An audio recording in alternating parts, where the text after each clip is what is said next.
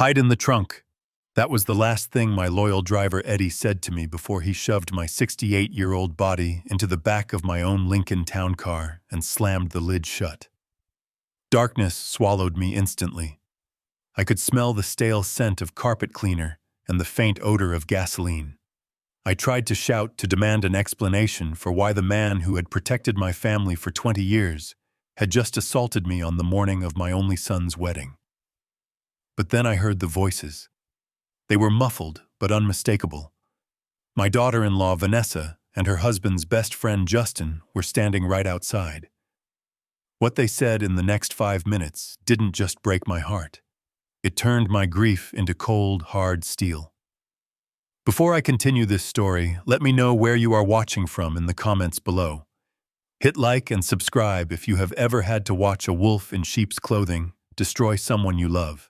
I lay curled in the fetal position, my knees pressing against my chest. My hand gripped the cold metal of the tire iron mounted against the wall of the trunk. The irony was bitter. I am Douglas Reed. I own a logistics empire that moves cargo across 40 states. I have shaken hands with senators and stared down union bosses. Yet here I was, cargo in my own vehicle, hiding like a frightened animal. The gravel crunched outside. Heavy footsteps. The suspension of the car dipped slightly as someone leaned against the trunk lid. I held my breath. So did he sign it? That was Justin's voice. Arrogant, smooth. The voice of a man who had never worked a day of hard labor in his life. Not yet, Vanessa replied. Her voice lacked the sweetness she always used when she called me Dad. It was sharp, impatient. He is so clingy today. He keeps crying about how happy he is. It is pathetic. I have to wait until the reception. Once he is drunk on champagne and love, I will slip the proxy papers in with the marriage license copies. He will sign anything I put in front of him. I squeezed the tire iron until my knuckles ached. Brandon. My son. The boy who still believed the world was full of heroes. He thought he was marrying a princess. He did not know he was marrying an executioner. Are you sure the old man won't check the documents? Justin asked. The lighter flicked. I smelled the acrid smoke of expensive tobacco drifting through the seal. Douglas! Vanessa laughed. It was a cruel, hollow sound. He is senile. He thinks he is retiring to Florida to play golf. He trusts me. He actually thanked me yesterday for taking an interest in the company finances. The old fool has no idea that by Monday morning, Reed Logistics will be sold for parts to Oak Haven Transport. My heart hammered against my ribs like a trapped bird. Oak Haven. My biggest competitor. The company that had tried to run me out of business for decades. She was not just stealing my money. She was selling my life's work to my enemies.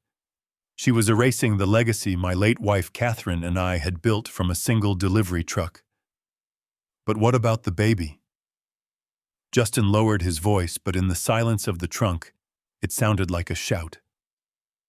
If the DNA test comes back before the sale closes, we are dead. Relax.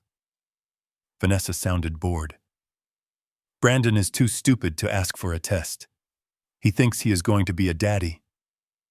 Let him play house for a few months.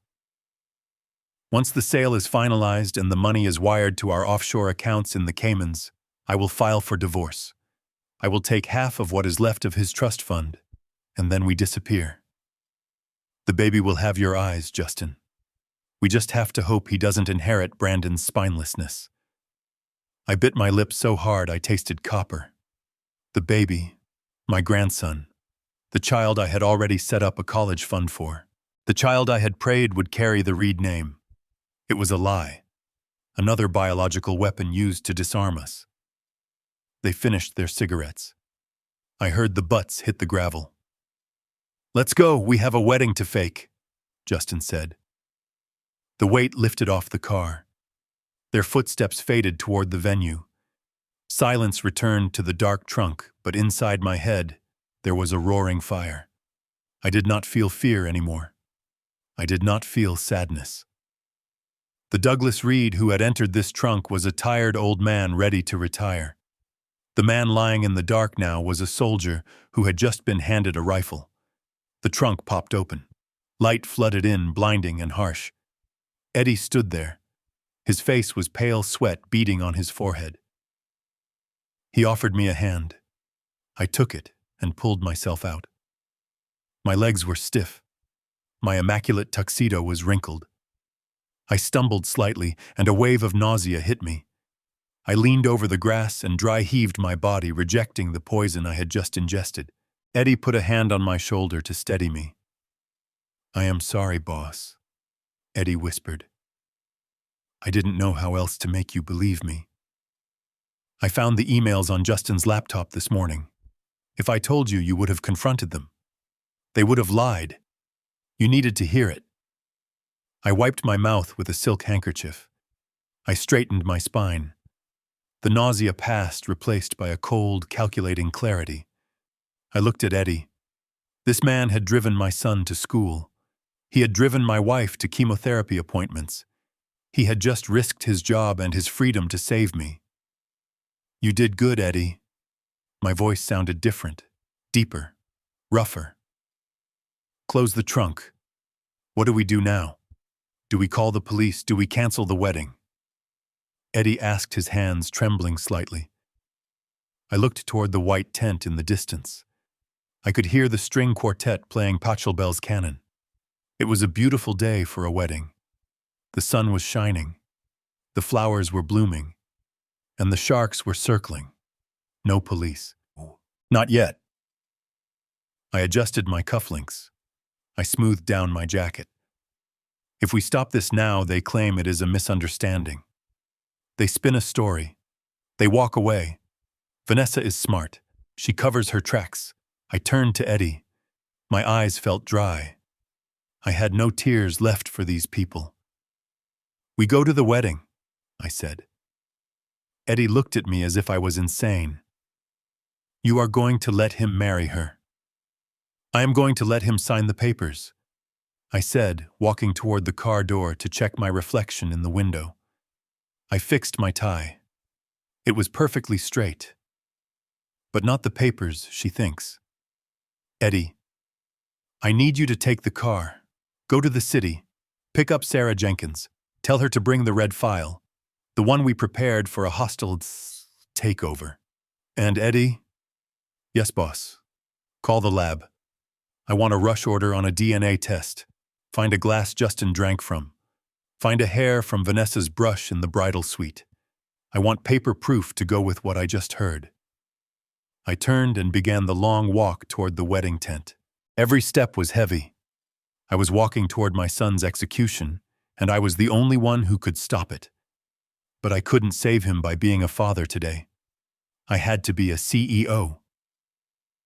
As I entered the reception area, the smell of expensive lilies was overwhelming. It reminded me of a funeral. Guests were mingling, holding flutes of champagne that cost more than my first car. I saw old friends, business partners, people who respected the name Reed. They smiled and waved. I smiled back. It was the hardest thing I have ever done. Then I saw him. Brandon. He was standing near the altar, adjusting his boutonniere. He looked so young. He had Catherine's smile. The same gentle eyes that made him a terrible businessman, but a wonderful human being. He saw me and waved, his face lighting up with genuine joy. "Dad, you made it. I thought you were still in the bathroom," Brandon called out. I walked up to him. I wanted to grab him by the shoulders and shake him. I wanted to scream that the woman he loved was a monster. I wanted to drag him to the car and drive until we were states away. But I knew Brandon. He was in love. Love makes you deaf. If I told him now, he would defend her. She would cry. He would hate me for ruining his big day. I stepped into his personal space. I reached out and straightened his collar just like I did on his first day of kindergarten. My hands were steady. I wouldn't miss this for the world's sun. I lied. "You look intense, Dad." Everything okay? He asked, a flicker of worry in his eyes. I looked over his shoulder. Vanessa was walking out of the bridal tent. She looked breathtaking in white, a vision of purity, a masterpiece of deception. She caught my eye and smiled. It was a predatory smile, sharp and victorious. She thought she had already won. She thought the old lion had lost his teeth. Everything is perfect. I told my son, never taking my eyes off the woman who wanted to destroy us. I was just thinking about the future. The music swelled. The ceremony was about to begin. I took my seat in the front row. The chair felt hard and uncomfortable. Justin walked past me to take his place as the best man. He smirked at me, a subtle, arrogant twitch of the lips. "Nice suit, Douglas," he whispered. "Vintage. Classic." I corrected him, my voice low. "It outlasts the cheap trends." He didn't catch the threat. He just chuckled and walked away. I sat there as the priest began to speak about love, honor, and cherish. I watched Vanessa place a hand on her stomach, a gesture that made the audience coo with adoration. They saw a mother protecting her unborn child. I saw a thief hiding stolen goods. My phone buzzed in my pocket. One vibration. That meant Sarah was on her way. Two vibrations. That meant the lab had the samples.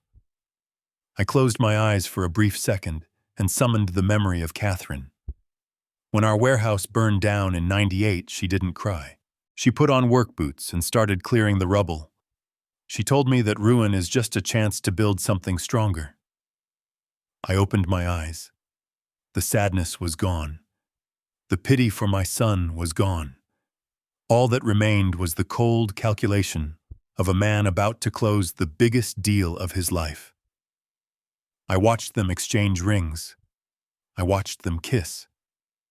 And as the applause erupted, I didn't clap. I simply tapped my fingers on my knee, counting down the minutes until I could take the microphone. "Enjoy the champagne, Vanessa," I thought. "It is the last expensive thing you will ever taste." The reception moved to the ballroom. It was a display of excess that made my stomach turn. Crystal chandeliers, a 5-course meal, a cake that reached the ceiling. All paid for by the company she planned to gut. I excused myself and went to the men's room. I needed cold water on my face. I needed to wash the filth of their lies off my skin. The restroom was empty, lined with marble and gold fixtures. I turned on the faucet and splashed freezing water onto my face. I stared at myself in the mirror. The wrinkles were deep. The hair was gray. But the eyes were sharp. They were the eyes of a man who had survived recessions, strikes, and competitors. The door opened behind me. It was Justin. Of course it was. He couldn't resist. Predators always like to play with their food before they eat. He walked up to the urinal, unzipping his pants with a casual disrespect. "Great party, Douglas," he said, not looking at me. Brandon really outdid himself. Or should I say, your wallet outdid itself. I dried my hands on a paper towel, taking my time. "Money is just paper, Justin," I said. "It burns easily. But reputation is like stone. It takes a lifetime to build, and 1 second to crush." Justin laughed, shaking his head as he moved to the sink to wash his hands. "You are so dramatic. You need to relax. You are retired now, or you will be very soon. Go to Florida, feed the ducks, let the new generation handle the heavy lifting." He turned to face me, leaning back against the sink, crossing his arms. He looked at me with pity. That was his mistake. He thought he was looking at a victim. "You know, Justin." I stepped closer to him. I didn't invade his space, but I occupied the room in a way that made the air feel thinner. When I started my company, I drove the trucks myself, 18 hours a day. I learned something about the road. He rolled his eyes. "Here comes a story from the good old days. I learned that the most dangerous thing on the highway isn't the speed. It isn't the weather. It is the driver who falls asleep at the wheel because he thinks the road is straight. Justin's smile faltered, just for a fraction of a second. "What is that supposed to mean?" he asked. "It means wake up, son." I tossed the crumpled paper towel into the trash can. It hit the bottom with a soft thud. "The road is about to curve." I walked out before he could answer. I didn't look back. I didn't need to.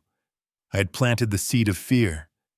Now I needed to let it water itself. Back in the ballroom, the atmosphere was manic. The DJ was playing loud pop music.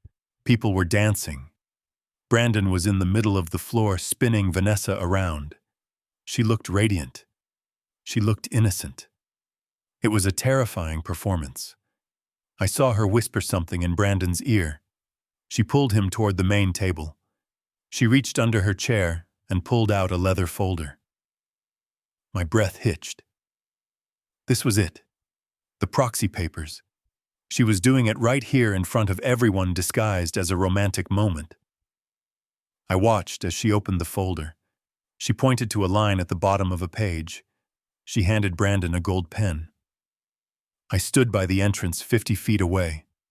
My feet wanted to run. My voice wanted to scream. "Stop!" But I stayed rooted to the spot. I watched my son take the pen. I watched him laugh at something she said. He trusted her so completely that he didn't even read the header of the document. "Sign it, son," I whispered to myself. My heart was breaking, but my resolve was iron. Sign your death warrant, because once that ink is dry, her crime is complete, and I can bury them. Brandon lowered the pen. He signed. He handed the folder back to Vanessa. She closed it quickly, her hands trembling slightly with excitement. She kissed him on the cheek. The kiss of Judas. She handed the folder to a waiter, whispering instructions, probably to take it to her car. It was done. They had crossed the line. There was no going back. Just then, the double doors behind me opened. A gust of cool air hit my back. I turned. Sarah Jenkins walked in. She was wearing a sharp black evening gown that looked more like armor than a dress. In her hand, she held a thick manila envelope. Behind her walked Eddie. He looked grim, but he gave me a subtle nod. I walked over to them. Sarah didn't say hello. She just handed me the envelope. The lab results are on top. The affidavit from the cybersecurity team regarding the emails is underneath. And the judge just signed the emergency freeze order on all company assets. I took the envelope. It felt heavy. It weighed as much as a human life. "Is the police here?" I asked. "Waiting in the lobby," Sarah said. "They are just waiting for your signal." I looked at the stage. The best man was tapping a spoon against his champagne glass. "Can I have everyone's attention, please?" Justin shouted into the microphone. His face was flushed with wine and victory. The room quieted down. "I would like to make a toast," Justin continued. "To Brandon and Vanessa. Two people who proved that true love really can conquer anything, even the odds." The crowd laughed. I turned to Eddie and Sarah. "Lock the doors," I said softly. "But sir, the fire code." Eddie started. "I don't mean lock them in, Eddie. I mean make sure no one leaves until I am done speaking, especially not the bride and groom." I started walking toward the stage. The envelope was in my left hand. My right hand was free. Justin was still rambling on about friendship and loyalty. Every word was a lie that fueled my engine. I walked through the crowd. People turned to look at me. They sensed something was wrong. The energy in the room shifted. The air grew heavy. Douglas Vanessa saw me coming first. Her smile wavered. I didn't stop. I walked up the stairs to the stage. Justin looked at me, annoyed. "Douglas." I am in the middle of a toast. Give me the microphone, Justin, I said. It wasn't a request. It was an order. He hesitated. He looked at Vanessa. She looked pale. Give it to him, she whispered. Justin handed me the mic. I turned to face the room. 300 guests, the elite of the city, my friends, my enemies, my family. I looked at Brandon. He was sitting at the head table smiling confusingly. Dad, you want to make a speech? He asked. I looked at the envelope in my hand. Then I looked out at the sea of faces. I didn't write a speech. I said, my voice booming through the speakers. I came here today to celebrate a union, but instead I am here to report a crime. The room went deadly silent. You could hear a pin drop. I ripped open the envelope. The sound of tearing paper was violent in the quiet room. 5 minutes ago, my son signed a document. He thought it was a marriage license. It was actually a transfer of voting rights for Reed Logistics. Gasps rippled through the crowd.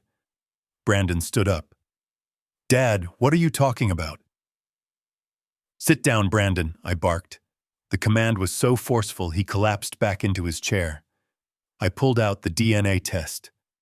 But that is just business, I continued, my voice lowering to a dangerous growl. Business is war. I understand war. But family is sacred. I turned to Vanessa. She was shaking her head, tears welling up in her eyes. Fake tears. Douglas, please, you are ruining everything, she sobbed. No, Vanessa, I said, holding up the paper. You ruined everything when you got pregnant by the best man and tried to pass it off as a Reed heir. Pandemonium. The glass fell from Brandon's hand and shattered on the floor. But I wasn't done. Eddie, I said into the mic, play the tape, and as the recording of their conversation in the parking lot began to blast through the speakers, I watched the color drain from Justin's face. The trunk was open, and now there was nowhere left to hide. I walked away from my son and his bride, with a smile plastered on my face that felt like it was carved out of wood. My jaw ached from the effort. Every step away from the altar felt like I was wading through wet cement. I needed air. I needed silence. But mostly, I needed a weapon. I slipped past the catering staff who were busy arranging trays of smoked salmon and caviar.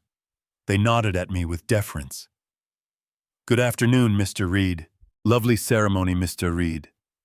They had no idea that the man they were greeting was currently calculating how to burn his own son's inheritance to the ground to save him from himself. I found the door to the VIP lounge at the back of the country club. It was reserved for the bridal party, but I knew it would be empty right now. Everyone was outside taking pictures, pretending to be a happy family. I stepped inside and locked the heavy oak door behind me. The click of the lock was the most satisfying sound I had heard all day. The room was cool and smelled of old leather and lemon polish. I went straight to the window and pulled the velvet curtains shut, blocking out the sunlight and the view of the wedding tent. I did not want to see them. I could not afford to have my resolve weakened by the sight of Brandon's happy, foolish face. I pulled my phone from my tuxedo pocket. My hands were shaking. Not from fear, but from a rage so cold it made my fingers numb. I dialed Sarah Jenkins. She answered on the first ring. I am 10 minutes away, Douglas, Sarah said. Her voice was sharp and professional. The only thing stable in my world right now. I have the physical files you asked for, but I need you to tell me exactly what we are looking at. Eddie said something about a hostile takeover, but he was driving fast and sounded panicked. I walked over to the minibar and poured myself a glass of water. My throat was dry as dust. It is worse than a takeover, Sarah, I said. My voice sounded unfamiliar in the quiet room. It is an execution. They are going to merge us with Oakhaven. There was a silence on the other end of the line, a heavy, stunned silence. Sarah had been my general counsel for 15 years. She knew what Oakhaven meant. She knew they were the vultures who picked apart family businesses and sold the scraps.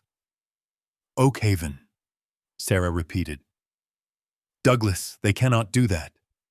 The antitrust implications alone would take months to clear. They have a plan, I said. I took a sip of water. It did nothing to wash away the bitter taste in my mouth. Vanessa is going to get Brandon to sign a voting proxy today. She told him it is for the marriage license or some insurance paperwork. Once she has his signature, she controls 40% of the voting stock. Combined with the board members she has been charming for the last 6 months, she has the majority. She will force the sale through before the ink is dry on the wedding certificate. I heard the sound of papers shuffling on Sarah's end. The sound of a warrior drawing her sword. Okay, Sarah said. Her tone shifted. She was no longer just a lawyer. She was a cleaner. If Brandon signs that proxy, we are in trouble. But we are not dead. We have the nuclear option. I leaned against the heavy mahogany desk.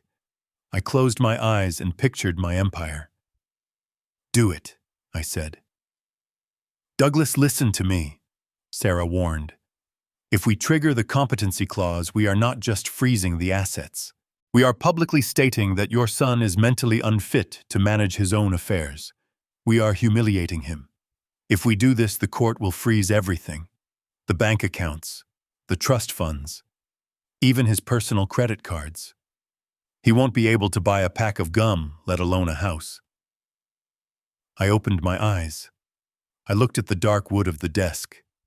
I thought about the 500 trucks I had out on the road right now. Do you know what I see when I look at this company, Sarah? I asked. I see the 18-wheeler I drove through a blizzard in 1982 to deliver medical supplies to a hospital in Buffalo. I see the first warehouse I bought with money I borrowed from a loan shark because no bank would touch me. I gripped the edge of the desk. I have 512 trucks moving across this country right now, Sarah. 512. I have 3 million square feet of climate-controlled storage in New Jersey alone. I employ 4,000 people, mechanics, drivers, dispatchers, loaders, families who depend on Reed Logistics to put food on their tables. My voice began to rise, echoing off the walls of the empty room. Vanessa and that snake Justin think this is just a game of numbers. They think they can sell my life's work for a quick payout and run off to the islands. They want to strip the assets and fire the drivers and sell the fleet to cover their gambling debts. I took a deep breath, controlling the fire in my chest. I will not let them touch a single tire. I will not let them lay off a single mechanic. If I have to humiliate Brandon to save him, then so be it. Better he hates me and keeps his inheritance than loves me and ends up on the street. There was a pause on the line. I could hear the siren of a police car in the background on Sarah's end. She was driving fast. Understood, Sarah said. I am initiating the emergency asset freeze under Article 14, Section B of the company bylaws. I am flagging the accounts for suspicious activity effective immediately. I will call the bank and put a hold on the trust fund disbursement. Good, I said. And Douglas, Sarah added. I am drafting the petition for the emergency injunction. We need a reason for the freeze that will hold up in front of a judge on a Saturday afternoon. Fraud, I said instantly. The word tasted like iron, conspiracy to commit corporate espionage, and undue influence on a vulnerable shareholder. I looked at my watch. The reception was starting in 20 minutes. How fast can you lock it down? I asked. By the time they cut the cake, the only thing Brandon will own is the tuxedo on his back, Sarah promised. But Douglas, you need to be ready. When this hits the fan, it is going to get ugly. Vanessa has done her homework. She will have counter-arguments. She might even have her own lawyers there. Let them come, I said. I walked back to the window. I peeked through the curtain one last time. I saw Brandon laughing with his groomsmen. He looked so happy, so ignorant. It broke my heart to know that I was about to be the one to shatter that smile. But a surgeon has to cut flesh to remove the tumor. And Vanessa was a tumor that had wrapped itself around my family's spine. "Sarah," I said softly, "I am here. Make sure you include the clause about the real estate. I want the house they are living in too. Douglas. That is their home. It is a company asset," I said coldly. "It is titled under Reed Holdings. If she wants to wage war, she can do it from a motel room. I want them to have nothing, no leverage, no sanctuary. When I drop the hammer, I want the shock to be absolute." "I understand," Sarah said. "I will see you in 10 minutes. Hold the line, Douglas. Do not let him sign anything until I get there if you can help it." I hung up the phone. The silence rushed back into the room, but it felt different now. It was not a peaceful silence. It was the silence of a battlefield before the first shot is fired. I stood there for a moment, surrounded by the trappings of wealth and success. The gold-framed paintings of horses. The crystal decanters on the sideboard. It all felt so fragile. I thought about the drivers out on the highway. Men like Eddie. Men with calloused hands and tired eyes who trusted me to keep the company afloat. They were the real family. They were the ones who sent flowers when Catherine died.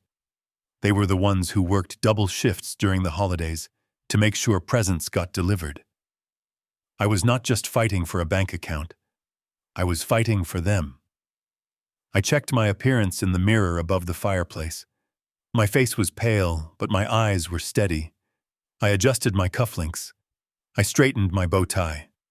I looked like a distinguished older gentleman, a harmless grandfather figure, a retired CEO ready to be put out to pasture. Good. Let them underestimate me. Let them think I am hiding in this room because I am emotional. Let them think I am weak. I unlocked the heavy door and stepped back out into the hallway. The music from the reception was getting louder. I could hear the DJ announcing the arrival of the wedding party. The bass thumped against the floorboards. It sounded like a heartbeat. I walked toward the noise. I was walking into a celebration that was about to turn into a crime scene. And I was the detective, the judge, and the jury all rolled into one. I checked my pocket to make sure the phone was secure. The asset freeze was in motion. The trap was set. Now all I had to do was play the part of the loving father for just a little while longer.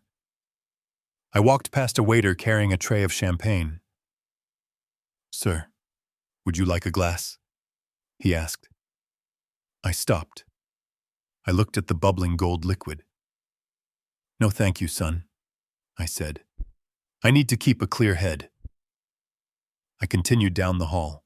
The air conditioning felt cold on my skin, but I was sweating. This was it. 50 years of building an empire. 30 years of raising a son. 20 years of trusting a friend. It all came down to the next hour. I reached the double doors of the ballroom. I took a deep breath and pushed them open. The light hit me. The noise hit me. But I did not flinch. I was Douglas Reed, and I was about to take my company back. I walked out into the manicured garden, and the brightness of the sun felt like an insult. The world should have been dark. It should have been storming. The sky should have been weeping for what was about to happen to my son. But instead, the birds were singing, and the scent of expensive roses hung heavy in the warm air. I made my way to the front row. The white wooden chair had my name on a small card written in calligraphy. Father of the groom. It looked so respectful, so honorable. It was just another prop in their theater production. I sat down, and the wood felt hard against my spine. I adjusted my jacket, feeling the weight of the phone in my pocket. It was my detonator. Sarah was moving the money. Eddie was analyzing the DNA. And I was sitting here playing the role of the proud patriarch while my heart pumped battery acid instead of blood. The string quartet began to play. It was a soft melody that usually made people cry happy tears. I looked around. The guests were smiling. They whispered to each other about how handsome Brandon looked standing at the altar. And he did look handsome. He stood tall in his tuxedo, his hands clasped in front of him. He looked like a man who had won the lottery. He had no idea he was holding a losing ticket. Then the music swelled. The guests stood up. I stood up with them, my legs feeling like lead. Vanessa appeared at the start of the aisle. She was a vision. I had to give her that. Her dress was lace and silk, hugging her body in a way that was modest yet alluring. She held a bouquet of white lilies. Her face was painted with a look of pure angelic devotion. If I didn't know better, I would have believed her. If I hadn't heard her voice in the trunk of my car, mocking my son's intelligence, I would have wiped a tear from my eye. She walked down the aisle and her eyes locked onto Brandon. She didn't look at me. She didn't look at the guests. She played the part of the blushing bride to perfection. But as she passed me, I caught a scent. It wasn't just her perfume. It was the faint, lingering smell of cigarette smoke, the same smoke I had smelled in the trunk. It was the scent of her betrayal. She reached the altar and took Brandon's hands. He looked at her as if she was the sun and the moon and the stars. It made me want to scream. It made me want to rush the stage and tackle him to the ground to shield him from the grenade he was holding. But I stayed still. I gripped the back of the chair in front of me until the wood creaked. "Please be seated," the officiant said. We sat. The ceremony began. The words were standard. Love, honor, cherish. Words that meant everything to me and nothing to them. Then came the vows. Vanessa took a piece of paper from her bouquet. Her hands were trembling slightly. A nice touch. She cleared her throat and looked deep into Brandon's eyes. "Brandon," she began, her voice soft and wavering. "From the moment I met you, I knew you were different. You were kind. You were generous. You made me feel safe." I stared at the back of her head. Safe. That was the word she used. I remembered 1985. I was driving a rig through a blizzard in Wyoming. The heater had broken. I was wearing 2 coats and my hands were so numb I couldn't feel the steering wheel. I wasn't safe. I was terrified. I had a mortgage I couldn't pay and a baby at home who needed diapers. I drove through that storm for 18 hours straight, because if I didn't make that delivery, I didn't get paid. Safety wasn't a feeling. Safety was a paycheck I bled for, and she was stealing it.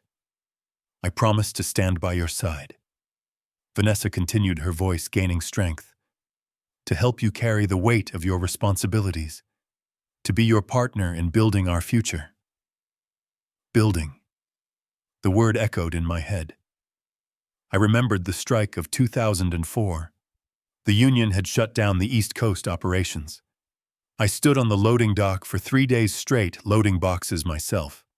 My back gave out on the second day. I popped painkillers and kept lifting. Catherine was in the office, fielding angry calls from clients begging them not to cancel their contracts. We didn't sleep for a week. We ate stale donuts and drank cold coffee. We built this company with sweat and lower back pain and missed anniversaries. Vanessa had never lifted anything heavier than a champagne flute. She didn't want to help him carry the weight. She wanted to sell the weight for scrap metal, and I promise, she said, wiping a fake tear from her cheek, to protect your legacy. Your family is my family now. Your history is my history. I will honor the name Reed for as long as I live. My vision blurred red. Protect my legacy. I looked at the ground, trying to control my breathing. I remembered the day Catherine died. She made me promise on her deathbed that I wouldn't sell the company. She said it was the one thing we created that would outlast us. It was our monument. I sat by her grave every Sunday for 10 years, telling her about the new trucks and the new contracts. Vanessa wasn't honoring that legacy. She was spitting on it. She was taking 40 years of sacrifice and turning it into a quick wire transfer to an offshore account. She was taking the name Reed and dragging it through the mud. I looked up. I couldn't look at her anymore. My eyes drifted to the side. Justin was standing there. The best man. He was watching Vanessa with a look that wasn't brotherly. It was possessive. He was looking at her the way a man looks at an investment that is about to pay off. Then he did it. It was subtle. A blink, and you miss it moment. He caught Vanessa's eye and gave her a tiny wink. A smirk played on the corner of his lips. It was a signal. It was a shared joke between two thieves who were pulling off the heist of the century right in front of the victim. My hand gripped the armrest of my chair. I squeezed it so hard I felt a splinter dig into my palm. The pain was sharp and grounding. It kept me in the seat. I wanted to stand up. I wanted to walk up those 3 steps and drive my fist into Justin's smiling face. I wanted to break his nose. I wanted to feel the cartilage crunch under my knuckles. I wanted to wipe that arrogant smirk off his face permanently. I am 68 years old. I am a civilized man. I wear tailored suits and I donate to charity. But in that moment, I was not a CEO. I was a brawler from the loading docks. The violence rose in my throat like bile, but I swallowed it down. If I hit him now, I would be the villain. I would be the crazy old man ruining the wedding. Brandon would never forgive me. The police would come and take me away, and Vanessa would win. I had to be smarter. I had to be colder. I loosened my grip on the chair. I watched the blood flow back into my white knuckles. I looked at Justin, and I made a silent vow of my own. I promise you, Justin, I thought. I promise you that you will not walk out of here a rich man. I promise you that by the time the sun sets today, you will wish you had never met the Reed family. You winked at her, but you should have been watching me. Brandon began his vows. Vanessa, he said, his voice thick with emotion. You are my dream come true. I closed my eyes. I couldn't watch him. It was too painful. He was offering his heart to a butcher. I listened to his words. He talked about how she supported him when he was stressed about the business. He talked about how she encouraged him to take charge. Every word confirmed what I already knew. She had been grooming him.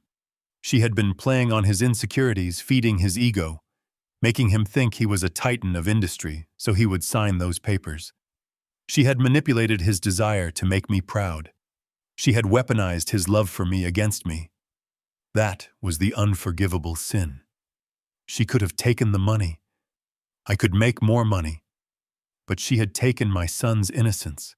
She had taken his trust. She had broken something inside him that I wasn't sure I could ever fix. The vows ended. The rings, the officiant said. Justin stepped forward. He reached into his pocket and pulled out the rings. He handed them to Brandon. I watched the gold bands glint in the sunlight. Do you, Brandon, take Vanessa to be your lawfully wedded wife? I do, Brandon said. Do you, Vanessa, take Brandon to be your lawfully wedded husband? I do, she said. My phone buzzed in my pocket. One long vibration. It was the signal. Sarah had the court order. The assets were frozen. The trap was armed. I let out a breath I didn't know I was holding. They were married. Legally bound. Vanessa smiled. It was the smile of a woman who thought she had just crossed the finish line. She thought she was safe. She thought the ring on her finger was a key to the vault. She didn't know that the ring was actually a pair of handcuffs. By marrying him, she had just tied herself to a sinking ship. She had just made herself liable for his debts, which as of 5 minutes ago were the only thing he had left to his name. I pronounce you husband and wife, the officiant announced. You may kiss the bride. Brandon leaned in and kissed her. The crowd cheered. Rose petals were thrown into the air. I stood up with the rest of them. I clapped. My hands came together with a hollow thud. I looked at the happy couple walking back down the aisle. They passed me again. Vanessa looked at me. This time she didn't just smile. She beamed. She looked at me with a triumph so naked it was almost obscene. She looked at me like I was a conquered king, and she was the new empress. Enjoy it, I thought. Enjoy the applause. Enjoy the petals. Because the walk to the reception hall is short, and at the end of it, I am waiting for you. I checked my watch. The reception would start in 15 minutes. I had 15 minutes to gather my strength. 15 minutes to prepare the evidence. 15 minutes before I had to destroy my son's life to save it. I turned and walked away from the celebration. I didn't go to the reception line. I didn't go to the bar. I went to find Eddie. The vows were over. The lies had been spoken. Now it was time for the truth. And the truth does not need a microphone. It just needs a man with nothing left to lose. While I sat in the humid garden listening to my son promise his life away to a predator, the real war was being fought in the air-conditioned silence of the clubhouse. Eddie Russo was not just my driver. He was a man who had spent 10 years in military intelligence before he ever sat behind the wheel of my Lincoln. He knew how to move through a building without making a sound, and he knew how to find secrets that people thought were buried deep. He slipped through the kitchen entrance, avoiding the main lobby, where the hotel security cameras were clustered. The kitchen was a chaotic symphony of shouting chefs and clattering pans. Eddie moved through the steam and the noise like a ghost. He wore a dark suit and an earpiece that wasn't connected to anything, but it made him look like private security. The staff ignored him. In their eyes, he was just another invisible guardian of the wealthy. He made his way up the service elevator to the second floor. The hallway was empty. The thick carpet swallowed the sound of his footsteps. He reached the door to the groomsman's suite. It was a large room usually reserved for board meetings, but today it had been transformed into a holding pen for Justin and his entourage. Eddie pressed his ear to the wood. Silence. He tried the handle. Locked. He didn't panic. He didn't look for a key. He reached into his pocket and pulled out a thin piece of metal he kept on his keychain. A tension wrench. He worked it into the lock with the steady hands of a surgeon. Click. The door swung open. Eddie slipped inside and closed the door softly behind him. The room was a disaster. It smelled of stale scotch and expensive cologne. Tuxedo jackets were thrown over chairs. Empty glasses littered the mahogany table. It was a portrait of entitlement. These boys didn't clean up after themselves because they believed the world existed to serve them. Eddie scanned the room. He wasn't looking for drugs or cash. He was looking for the brain of the operation. He saw it sitting on the leather sofa. A silver laptop. Sleek, modern, and unguarded. Justin's arrogance was his biggest weakness. He believed he was untouchable, so he didn't bother with basic precautions. Eddie moved to the sofa and opened the laptop. The screen flickered to life. It asked for a password. Eddie stared at the prompt. He knew Justin. He had driven Justin and Brandon to golf outings for years. He had listened to their conversations. He knew Justin was vain. He knew Justin was obsessed with status. He tried the obvious first. The license plate number of Justin's new Porsche. Access denied. He tried the date of the merger they were planning. Access denied. Eddie paused. He looked around the room. His eyes landed on a crumpled napkin on the table. It had a phone number written on it, and a name. Not Vanessa's name. A girl from the catering staff. He looked back at the screen. He typed in the word winner. Access granted. The desktop opened. It was cluttered with spreadsheets and files. Eddie didn't waste time. He opened the email client. He went straight to the drafts folder. People like Justin didn't send incriminating emails until the deal was done, but they drafted them to be ready. There it was. Subject line: Operation Sunset. Eddie clicked on it. The text was short, but it was enough to send a man to prison for 20 years. It was addressed to the CEO of Oakhaven Transport. The proxy is secured. The wedding is a distraction. By the time the old man realizes what happened, we will have the voting majority. Wire the funds to the Cayman account upon receipt of the signature. We are ready to dismantle the fleet immediately. I have already lined up buyers for the trucks. Dismantle. That was the word that made Eddie's blood run cold. They weren't just selling the company. They were chopping it up. They were going to fire everyone. Sell the trucks for parts. Erase the Reed name from the highways of America. Eddie pulled out his phone. He took a picture of the screen. The image was sharp and clear. Then he heard it. The sound of a key card sliding into the lock.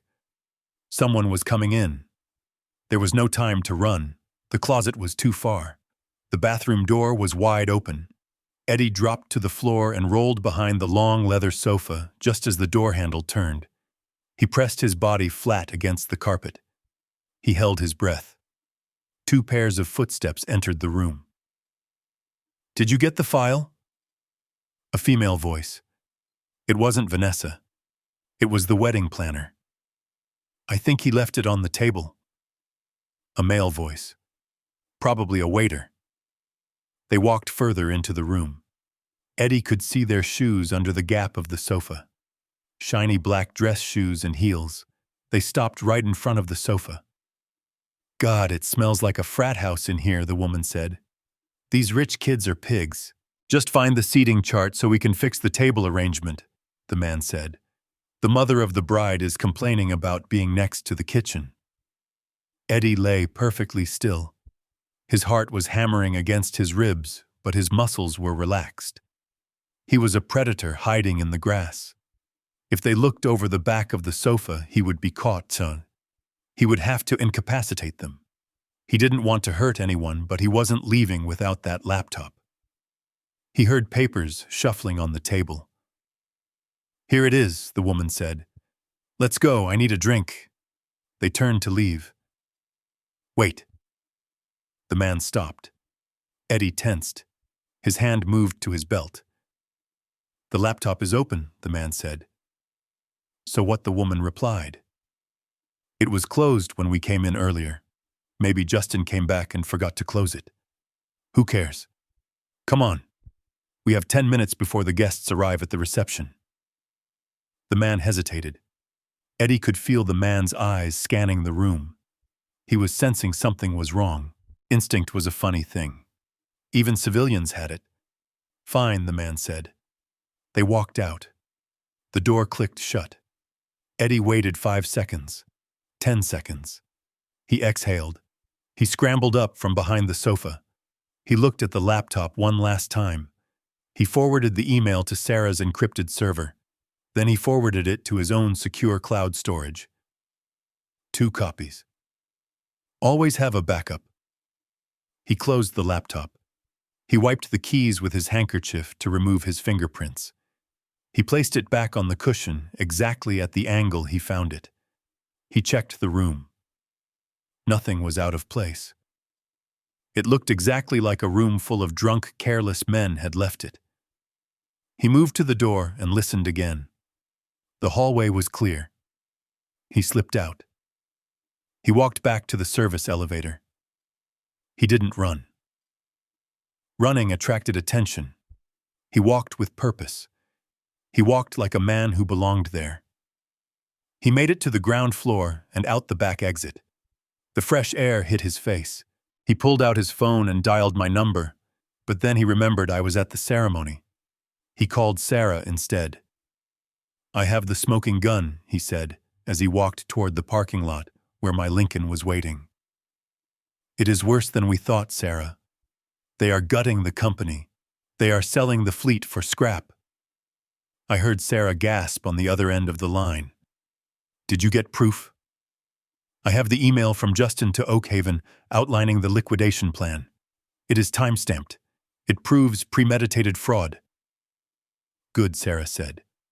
Her voice was steel. Get back to the car. Wait for Douglas. I am pulling up to the front gate now. Eddie hung up.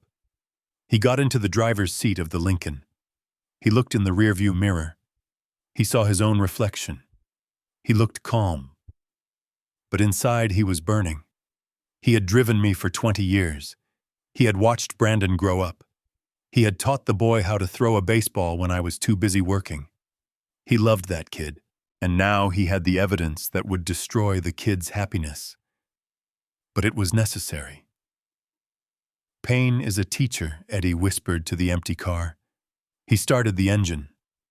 The V8 rumbled to life, a powerful, angry sound. He drove the car around to the front of the clubhouse. He parked right in front of the main entrance where the guests would be spilling out soon. He got out and stood by the back door waiting for me. He stood tall, hands clasped behind his back. The perfect, obedient servant. No one looked at him twice. No one knew that the man in the chauffeur's uniform had just pulled the pin on a grenade that was about to blow the entire Reed family apart. He watched the guests starting to move from the garden to the clubhouse. He saw me walking alone. He saw the look on my face. He gave me a subtle nod. 1 inch. That was all I needed. The mission was complete. The weapon was loaded. And now it was time to pull the trigger. The heavy door of the men's restroom clicked shut behind me, cutting off the noise of the celebration. The silence was immediate and sterile. The room smelled of lavender soap and aggressive cleanliness, the kind of artificial scent that tries to cover up the basic reality of what happens in a bathroom. It was fitting. That was exactly what this wedding was. A layer of expensive perfume sprayed over a pile of rotting garbage. I walked to the sink. The faucet was gold-plated. Of course it was. Vanessa had insisted on the platinum package for the venue. I turned the handle and the water rushed out cold and clear. I plunged my hands into it. I scrubbed them. I scrubbed them hard, as if I could wash away the handshake I had given my son earlier, or the feeling of the steering wheel I used to grip when I was driving 18 hours a day to build the fortune these vultures were now circling. I looked at myself in the mirror. The fluorescent lights were unforgiving. They showed every line on my face, every gray hair, every scar from a life spent in the trenches of American industry. But they also showed my eyes. They were not the eyes of a victim. They were the eyes of a man who was done negotiating. I was drying my hands on a thick linen towel when the door opened. I didn't need to turn around to know who it was. The arrogance radiates off some men like heat off a radiator. Justin walked in. He was humming a tune. He walked with a swagger that said he owned the place. He didn't see me at first, or maybe he did, and just didn't care. He walked straight to the urinal, unzipping his trousers with a casual disrespect that made my jaw tighten. "Well, well, well," Justin said, his voice echoing off the marble tiles. "If it isn't the man of the hour. Or should I say, the man of the past hour?" I didn't answer. I folded the linen towel slowly, carefully, placing it in the wicker basket. I took my time. Silence is a weapon. It makes weak men nervous. Justin finished his business and zipped up. He moved to the sink next to me. He looked at me in the mirror, a smirk dancing on his lips. He was flushed with expensive scotch and the high of what he thought was a perfect crime. "You look tired, Douglas," he said. He turned on the tap, but he didn't really wash his hands. He just wet the tips of his fingers. Typical. A man who cuts corners even with basic hygiene. You really should have stayed at the hotel. At your age, these parties can be draining. All the noise, all the excitement. It is not good for the heart.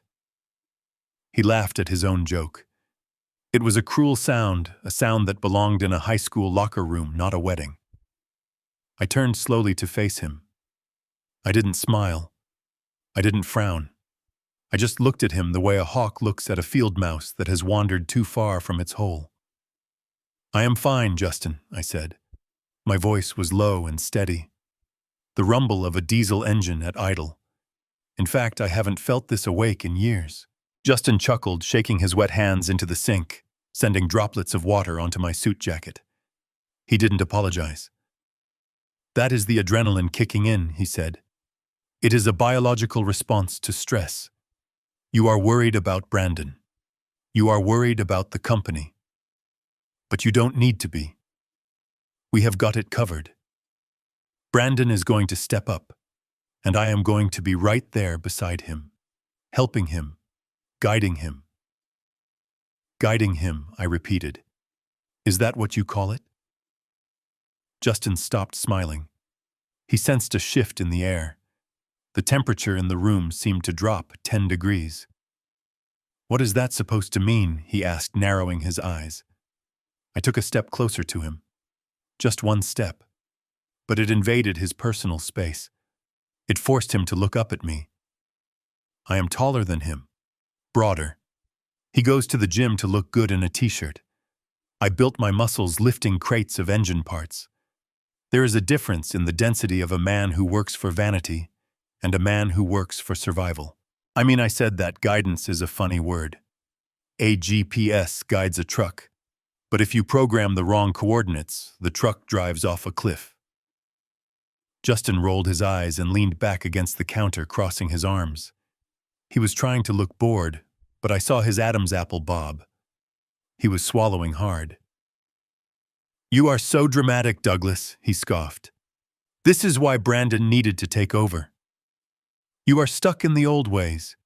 You see danger everywhere. We see opportunity. We see the future. The logistics world is changing. It is digital now. It is about leverage and assets and liquidity. It is not about trucks and tires anymore. I let out a short, dry laugh. It echoed sharply in the tiled room. Not about trucks, I said, shaking my head. You think logistics is a spreadsheet, Justin. You think it is numbers on a screen moving from column A to column B. I moved closer again.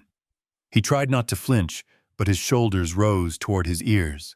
Let me tell you what logistics is, I whispered, leaning in until I could smell the alcohol on his breath. Logistics is an 80,000-pound steel beast barreling down the interstate at 70 miles an hour. It is momentum. It is mass. It is physics. I reached out and brushed a piece of lint off his lapel. He froze. You boys think you can just climb into the driver's seat and grab the wheel, I continued. But you don't respect the machine. You don't know the weight of what you are hauling. Justin swatted my hand away. Okay, look, old man, he snapped, his voice cracking slightly. I don't know what kind of senile metaphor you are trying to spin, but I am done listening to it. You are out. Accept it. Go to Florida. Buy a condo. Die peacefully. Let us handle the business. He tried to push past me to get to the door. I put a hand on his chest. I didn't shove him. I just held him there. My hand was like an iron bar. He pushed against it, but I didn't move a millimeter. I am not done talking, I said. Justin looked down at my hand, then up at my face. For the first time, I saw genuine fear in his eyes. He realized that inside this bathroom there were no witnesses, no lawyers, no Brandon to hide behind. Just him and the man he had been stealing from. You know, Justin, I said, keeping my voice terrifyingly calm. In my line of work, we see a lot of accidents. We see cars that try to cut off big rigs because they think they are faster. They think they are smarter. They zip in and out of lanes thinking the rules of the road don't apply to them. I pressed my hand slightly harder against his chest, pushing him back against the marble sink. And do you know what happens when a compact car hits a semi-truck? I asked. Justin didn't answer. He was breathing fast now, short, shallow breaths. The truck doesn't stop, I said. The driver might hear a thump. Maybe he feels a little vibration in the steering wheel, like he ran over a pothole or a piece of trash. I leaned in closer, my face inches from his. But the car, I whispered. The car gets crushed. It gets ground into the asphalt until there is nothing left but scrap metal and regret. The truck keeps moving, Justin, because the truck has a job to do, and the truck doesn't care about the idiot who got in its way. Justin's eyes were wide.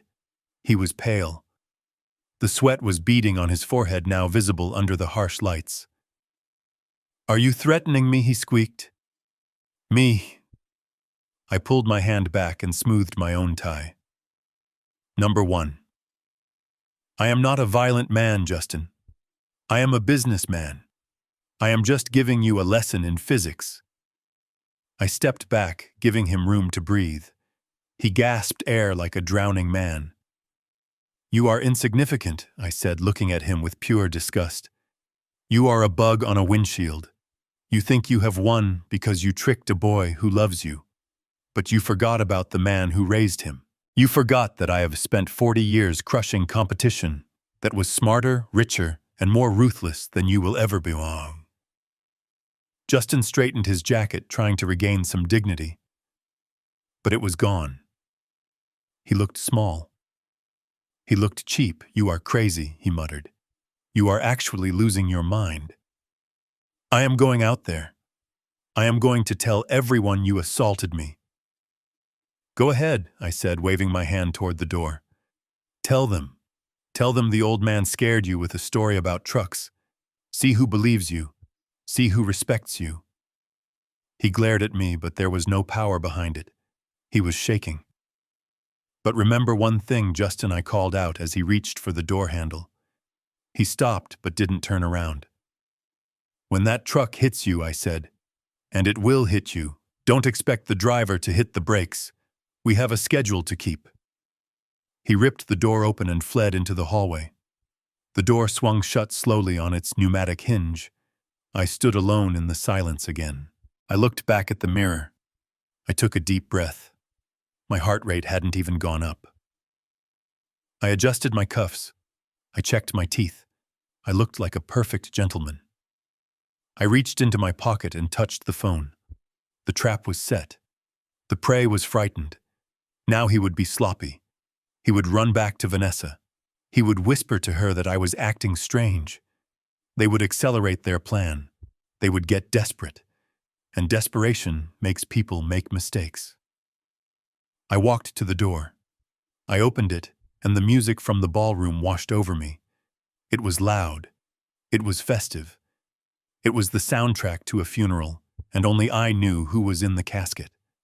I stepped out into the hallway, ready to play the final act. The truck was coming, and I was driving it straight down the center line. I stood in the shadow of a massive floral arrangement, my back pressed against the cold wall of the ballroom. The air was thick with the smell of roasted lamb and expensive perfume. The band had switched to a slow jazz number, and couples were swaying on the dance floor, lost in their own little worlds. But my world had narrowed down to a single table at the front of the room. The head table. It was draped in white silk and covered in candles. It looked like an altar. And in a way it was. It was the altar where my son was about to sacrifice his future. I watched Vanessa lean in close to Brandon. She stroked his cheek with one hand, while her other hand reached under the table. She pulled out a thick leather portfolio. It was black. Serious. It looked completely out of place next to the wedding cake and the champagne flutes. I knew exactly what was inside that leather binding. Standard Form 14B. Transfer of voting proxy. Irrevocable power of attorney. I had written similar contracts myself in the early days when I was buying out smaller trucking lines. I knew the font. I knew the weight of the paper. I knew that once a man put his name on the bottom line, he was no longer the captain of his own ship. He was just a passenger on a vessel that someone else was steering. Vanessa opened the folder. She didn't open it all the way. She kept it folded back so only the signature block was visible. It was a classic con artist move. Don't let the mark see the fine print. Don't let them see the words total liquidation or asset strip. Just show them the line where they sign their life away. I saw Brandon hesitate. He picked up a glass of water and took a sip. He frowned slightly, looking at the thickness of the stack of papers. He said something to her. I couldn't hear the words over the music, but I could read his lips. Now can't we do this later? My heart hammered against my ribs. Say no, Brandon. Be a man. Tell her to put it away. Tell her that business has no place at a wedding feast. I took a step forward. My instinct as a father was screaming at me. Run. Run over there and snatch that folder out of her hands, tear it into confetti and throw it in her face. Save him. I could do it. I could cross the dance floor in 10 seconds. I could cause a scene. I could flip the table. I could stop the pen from touching the paper.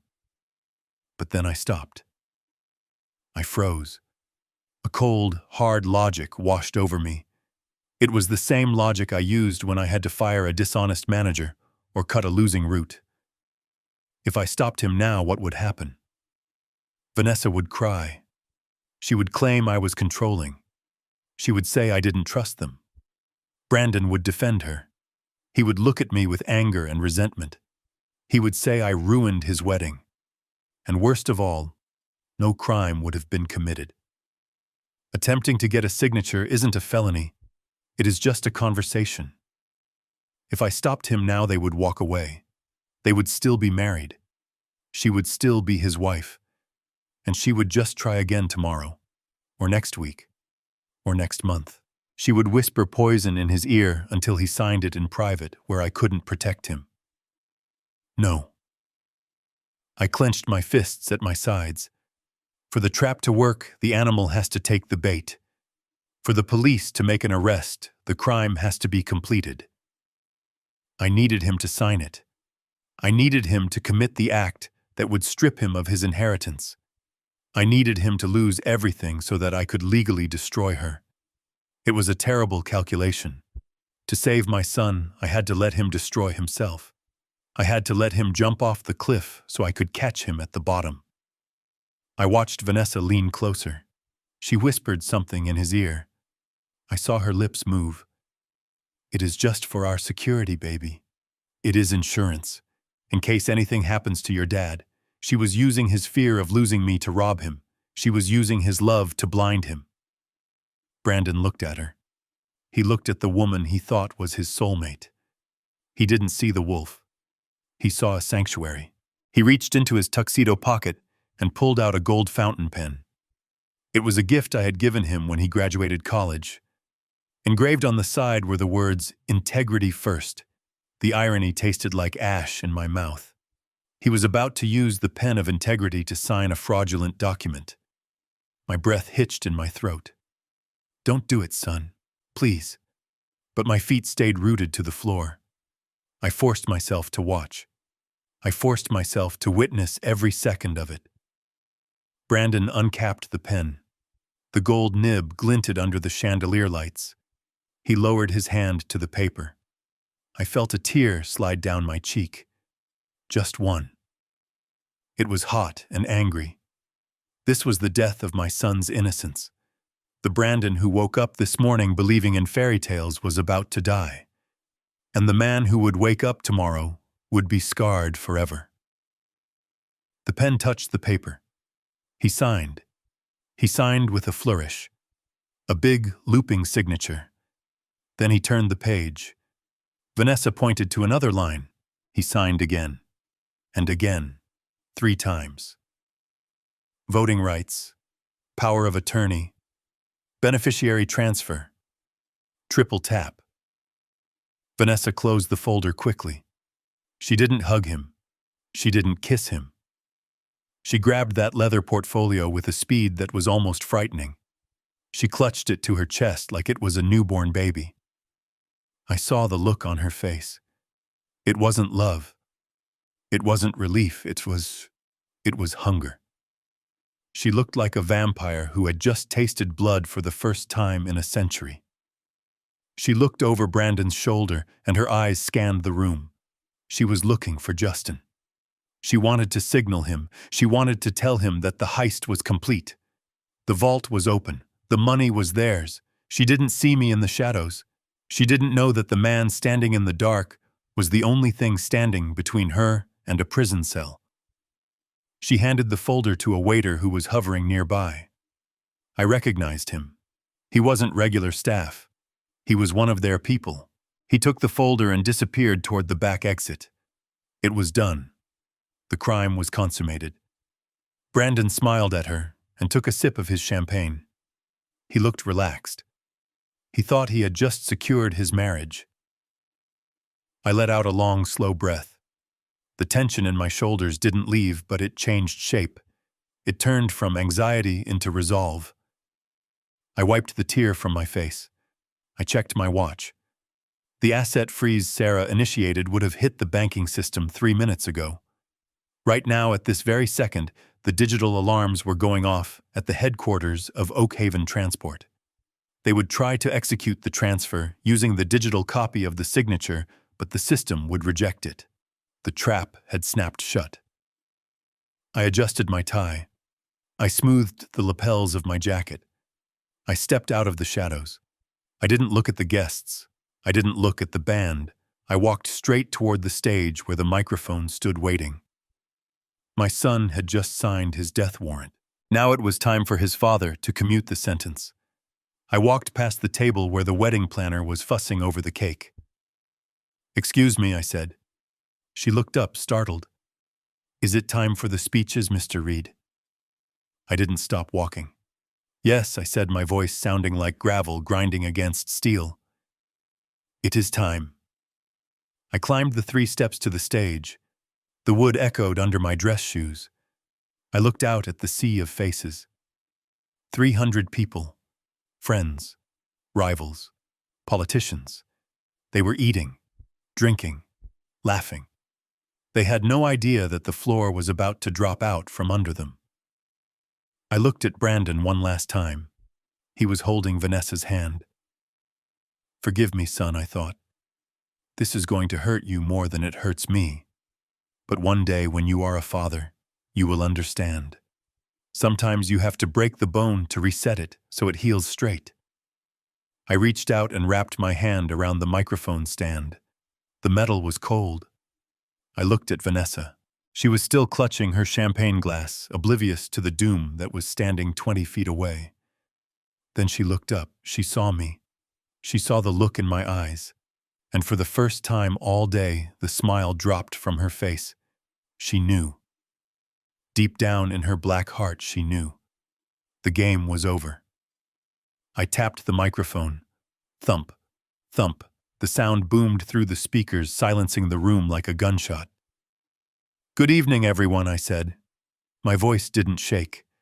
If I could have everyone's attention. There has been a slight change in the program. I didn't wait for applause. I didn't wait for permission. I looked straight at Vanessa, and I saw her grip the tablecloth until her knuckles turned white. "Run," I thought. "Go ahead and try to run. But there are police at the front door, and Eddie is at the back door, and I am right here in the middle. And I am not moving until justice is served." The hum of the microphone in my hand was a low vibration that traveled up my arm and settled in my chest.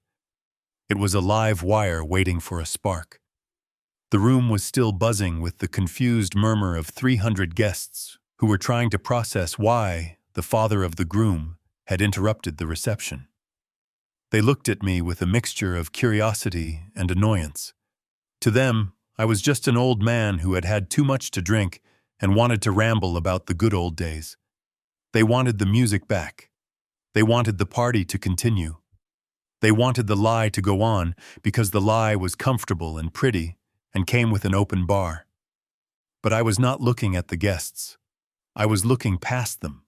I was looking at the double doors at the very back of the ballroom. I was waiting for my cavalry. And then the doors opened. Sarah Jenkins did not enter a room, she invaded it. She was wearing a black evening gown that was sharp and architectural, a stark contrast to the flowery pastels of the wedding guests. She looked like a judge who had stepped down from the bench to deliver a verdict in person. She didn't look at the waiters offering her drinks. She didn't look at the decorations. Her eyes were locked on me, standing alone on that stage. In her hand, she held a manila envelope. It was standard legal size, plain, unassuming. But I knew that the paper inside that envelope carried more weight than the entire building we were standing in. It contained the science that would cut through the emotion. It contained the biological truth that would shatter the fairy tale my son had been living in. I watched her walk across the room. The crowd seemed to part for her instinctively. People stepped aside, not knowing why, just sensing that she was on a mission that could not be interrupted. She moved with a speed and purpose that cut through the sluggish atmosphere of the party like a knife through heavy velvet. As she got closer, I could see the tightness in her jaw. Sarah had been with my company for 15 years. She had seen me through lawsuits and labor strikes. She was family in every way that mattered. And I knew that what she was carrying brought her no joy. She loved Brandon too. She had watched him grow up. Bringing this envelope to me was breaking her heart, but she was doing it because she was a soldier and orders were orders. She reached the edge of the stage. She didn't say a word. She didn't have to. She reached up and handed me the envelope. Our fingers brushed. Her hand was cold. I took it. The paper felt rough against my skin. It felt final. I looked down at the seal. It was from the private genetic laboratory we used for high-level corporate screening. The red stamp across the flap read, "Confidential." I didn't open it immediately. I didn't need to read the report to know what it said. Sarah wouldn't have walked in here like the angel of death if the news was good. If the baby was Brandon's, she would have called me. She would have told me to go home and sleep it off. She would have told me I was a paranoid old man, and I would have happily apologized. But she was here, and her silence was the loudest thing in the room. I looked up at her, and she gave me a single, slow nod. It was a nod that said, "I am sorry, Douglas. You were right." I felt a physical blow to my chest. Even though I had expected it, even though I had predicted it, the confirmation hit me with the force of a physical impact. The baby wasn't his. The child my son was already building a nursery for. The child he had named after his grandfather. The child he had wept over when he saw the ultrasound. It was a lie. It was a biological prop used to anchor a financial scam. It was Justin's child. It had to be. The cruelty of it took my breath away. They weren't just stealing his money. They were stealing his lineage. They were going to let him raise his best friend's child while they laughed at him behind his back. They were going to let him pour his love and his trust into a stranger. I gripped the envelope so hard the paper crinkled. My sorrow evaporated instantly, replaced by a cold, white-hot rage. This was no longer a business dispute. This was no longer a family drama. This was war. And in war, you do not show mercy to the enemy who tries to burn your village. I placed the envelope on the podium in front of me. I smoothed it out with the palm of my hand. I looked up. Vanessa was staring at the envelope. Her face had gone the color of ash. She recognized Sarah. She knew who Sarah was, and she knew that Sarah Jenkins didn't deliver wedding cards. I saw Vanessa's hand tremble as she reached for her water glass. She knocked it over. Ice water spilled across the white tablecloth, soaking into the fabric like a dark stain spreading across a map. Brandon saw the spill and jumped up to help her. He was dabbing at the water with a napkin, solicitous and caring. He didn't see the terror in her eyes. He didn't see that she wasn't looking at the water, she was looking at Mitsang. She knew that I held her destruction in my hands. I looked over at the band. They were still playing a soft jazz instrumental, a saxophone solo that was meandering and pleasant. It was the soundtrack to a lie. It was music for people who wanted to pretend that everything was fine. I turned to the band leader. He was a young man in a tuxedo playing the piano. He saw me turn. He saw the look on my face. "Stop," I said. I didn't shout it into the microphone. I just said it to him. He hesitated, his fingers hovering over the keys. He looked confused. He looked at the bride and groom. I said, "Stop," I repeated, and this time I let the command travel through the microphone. The word cracked through the room like a whip. The piano player stopped. The drummer caught his cymbal to stop the vibration. The saxophonist cut his note short with a squeak. The music died. And with it, the illusion died too. The silence that followed was heavy. It was thick. It pressed down on the room like a physical weight. You could hear the clink of silverware being put down. You could hear the rustle of dresses. You could hear the sudden intake of breath from 300 people who suddenly realized that this was not part of the script. I stood there in the silence. I let it build. I let it grow until it was uncomfortable, until people were shifting in their seats and exchanging nervous glances. I needed them to be uncomfortable. I needed them to be paying attention, because what I was about to say needed witnesses. I looked at Justin. He was standing near the bar halfway across the room. He looked ready to run. He was checking the exits, but he couldn't leave. If he left now, he looked guilty. His ego was pinning him to the floor. He had to stay and bluff it out. Good luck with that, I thought. I looked back at Brandon. He was staring at me. His face was a mixture of confusion and embarrassment. "Dad, what are you doing?" he whispered. His voice carried in the silent room. "Please sit down. You are scaring Vanessa." I looked at my son. My beautiful, foolish son. "I am not here to scare her, Brandon," I said into the microphone. My voice was calm, dangerously calm. "I am here to introduce her." The guests murmured, "Introduce her." Everyone knew who she was. I picked up the envelope again. I held it up for the room to see. "We all think we know the people we love," I continued. "We see their faces. We hear their words. We see the masks they wear." I ripped the top of the envelope open. The sound of tearing paper was violent and sharp in the quiet hall. "But science does not care about masks," I said. "Mathematics does not care about tears. And the truth does not care if it ruins a party." I pulled out the document. It was a single sheet of paper with a graph and a conclusion block at the bottom. I looked at the summary. Probability of paternity 0.00%. I looked at Brandon. "I am sorry, son," I said softly. "I am so sorry that I have to be the one to tell you this. But the only thing worse than a painful truth is a comfortable lie that eats you alive for the rest of your life." I signaled to the tech guy in the back of the room. Eddie had already briefed him.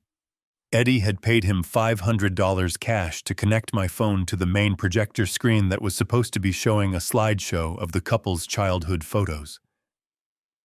"Put it up," I commanded. The large screen behind me flickered. The image of a smiling baby Brandon vanished. In its place, the document I was holding appeared. Projected 10 feet high. The numbers were massive. Subject A, Brandon Reed. Subject B, unborn fetus. Match negative. A gasp went through the room. It started in the front row and rolled back like a wave. Then the image changed. Eddie was efficient. He had queued up the second document. Subject A, Justin Foley. Subject B, unborn fetus. Match positive, 99.9%. The gasp turned into a roar. I watched Brandon. He didn't move. He sat frozen in his chair, staring at the screen. He blinked once, twice, as if his brain was refusing to process the information. Then he turned his head slowly, mechanically. He looked at Vanessa. She wasn't crying anymore. She was staring at the table, her face a mask of stone. She had stopped acting. There was no point anymore. The spotlight was on her, and it was burning her alive. Then Brandon turned to look at Justin. Justin dropped his drink. The glass shattered on the hardwood floor. I leaned into the microphone. "The music is over," I said. And now the real show begins. The microphone felt heavy in my hand, like a loaded weapon. The silence in the ballroom was thick enough to choke on. The band had stopped. The waiters had frozen in place, holding trays of half-eaten appetizers. 300 pairs of ice rempassed to mortimomi. Some us were confused. Some were annoyed that the party had been interrupted. But they were all watching. I looked down at Brandon. He was staring up at me with a mixture of fear and hope. He wanted his dad to fix this. He wanted me to tell a joke or propose a toast and make the awkwardness go away. He wanted to believe that the envelope in my hand was a wedding gift and not a demolition order. I forced a smile onto my face. It was the hardest thing I have ever done. I had to reach down into the deepest reserve of my self-control and pull up a mask of warmth and joviality. I raised the microphone. "I am sorry to stop the music, folks," I said, my voice booming through the speakers. It sounded rich and warm, the voice of a generous host. But I realized that in all the excitement of the day, I hadn't properly toasted the happy couple. I gestured toward the head table. "Let's give them a round of applause, shall we?" To Brandon and Vanessa. The tension in the room broke instantly. The guests let out a collective sigh of relief. They smiled. They laughed nervously. They clapped. The applause started scattered but quickly grew into a roar. They were desperate for normalcy. They wanted to believe that everything was fine. I watched Vanessa. Her shoulders dropped 2 inches. The color came back to her cheeks. She let out a breath she must have been holding for 5 minutes. She looked at Justin and gave him a tiny relieved smile. I saw her lips move. "It is okay. He is just drunk. He is just being a dad." She picked up her glass and raised it to the crowd, acting the part of the gracious queen. I waited for the applause to die down. I waited until the room was pin-drop silent again. I looked at Vanessa. I looked her right in the eyes. "You look breathtaking tonight, Vanessa," I said. My voice was soft, almost tender. "Truly. I don't think I have ever seen a bride who looked more like an angel. The way you walked down that aisle. The way you looked at my son. It was picture perfect." Vanessa beamed. She preened under the compliments, adjusting a loose strand of hair. She thought she had won. She thought I was finally submitting to her charm and Justin. I continued turning my gaze to the best man. Justin stiffened slightly, but he kept his smile in place. "Look at you. Sharp suit, perfect posture, standing right there beside your best friend. You have been like a brother to Brandon since college. You have shared everything, haven't you? Dorm rooms, secrets." I paused. "And now you are sharing this moment." Justin nodded, raising his glass in a mock salute. "Cheers, Douglas." I gripped the podium. The wood dug into my palms. "Yes," I said. "Cheers." I looked out at the audience. I made eye contact with the mayor. I looked at my bankers. I looked at the people who had respected me for 40 years. You know, I continued, my tone shifting ever so slightly. Just a fraction of a degree colder. We often talk about talent in the business world. We talk about the talent to sell, the talent to lead, the talent to build. I looked back at the head table. But tonight, I realized that I have been blind. I have been surrounded by a level of talent that I didn't even know existed. I took a step closer to the edge of the stage. "Vanessa," I said. "Justin. You two possess a talent that is rare. It is special." They were both looking at me now. The smiles were starting to falter. They sensed the change in the air pressure. They sensed the storm coming. "Most people can lie," I said. My voice dropped an octave. It became a low rumble like distant thunder. "We all tell little white lies. We say we are fine when we are sick. We say we love a gift when we hate it." I shook my head slowly. "But you two, you have elevated lying to an art form." The room went deadly still. Someone dropped a fork, and it sounded like a cymbal crash. Vanessa's hand went to her throat. I walked around the podium. I wanted nothing between me and them. I am talking about the kind of acting that wins awards, I said.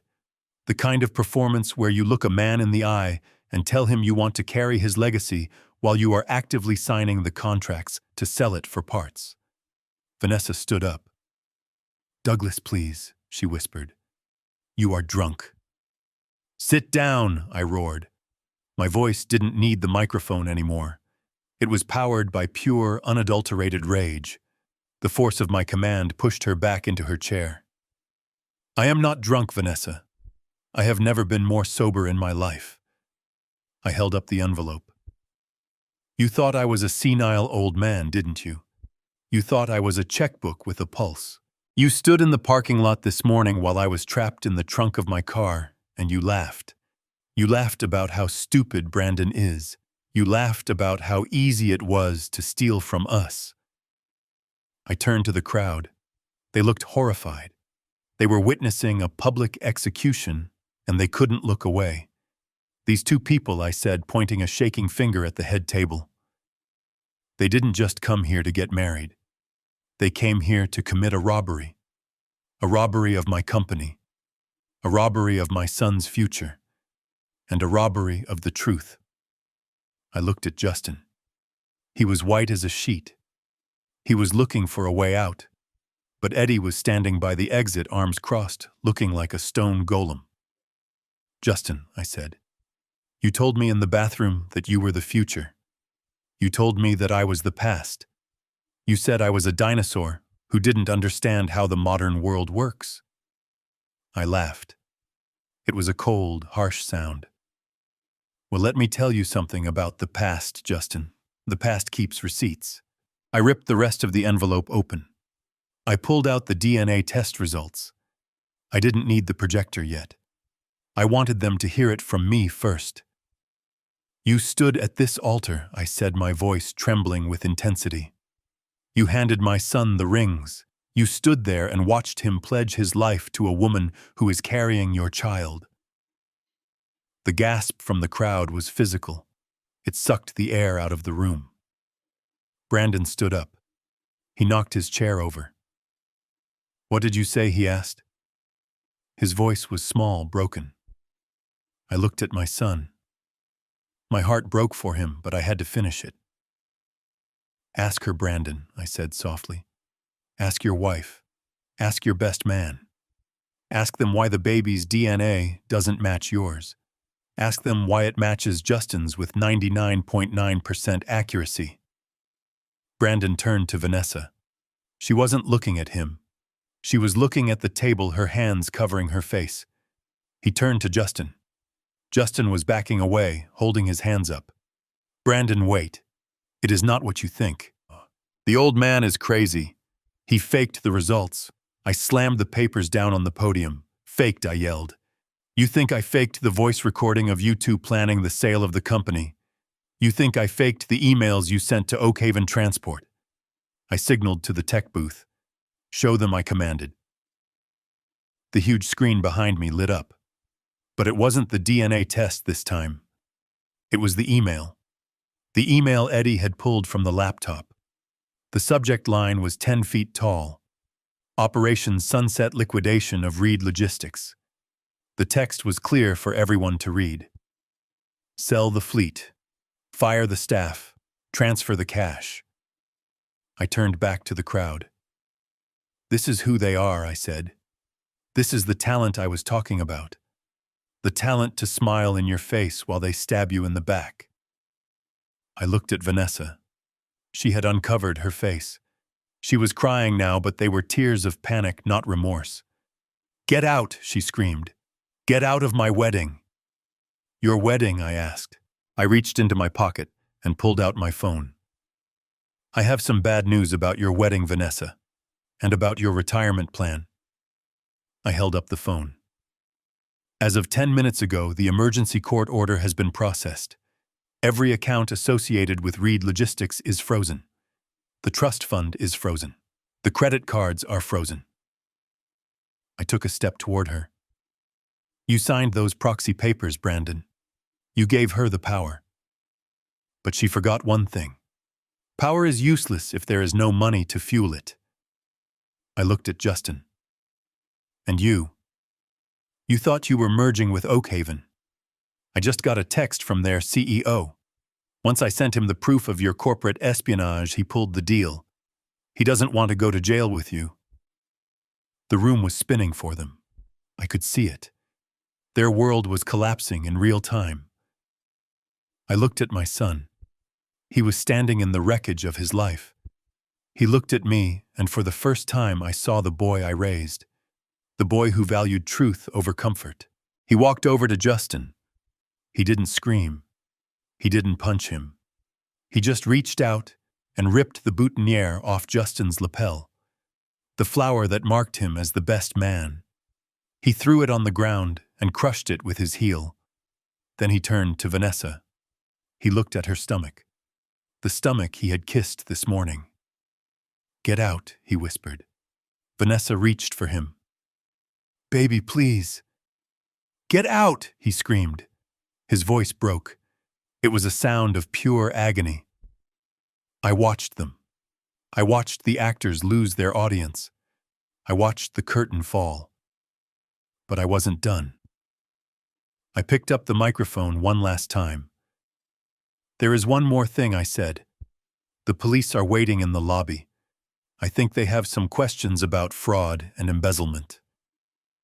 I pointed to the door. "This performance is over. Take a bow, and then take a walk." I put the microphone down. The feedback whined for a second, and then died.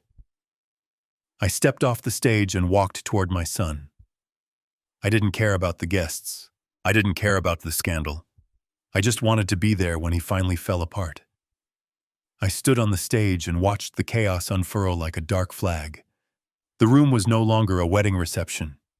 It was a courtroom, and I was the judge, the jury, and the executioner, all standing in the spotlight.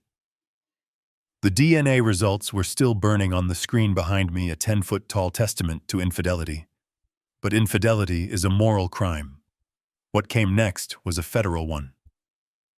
I looked at the tech booth where my driver Eddie was standing. He gave me a thumbs up, a small gesture that signaled the end of 2 lives as they knew them. "Turn it up," I said into the microphone. The speakers crackled. The soft hum of static filled the room, replacing the murmurs of the shocked guests. Then a voice cut through the air. It was grainy. It sounded metallic, like it was being recorded inside a tin can. But it was unmistakable.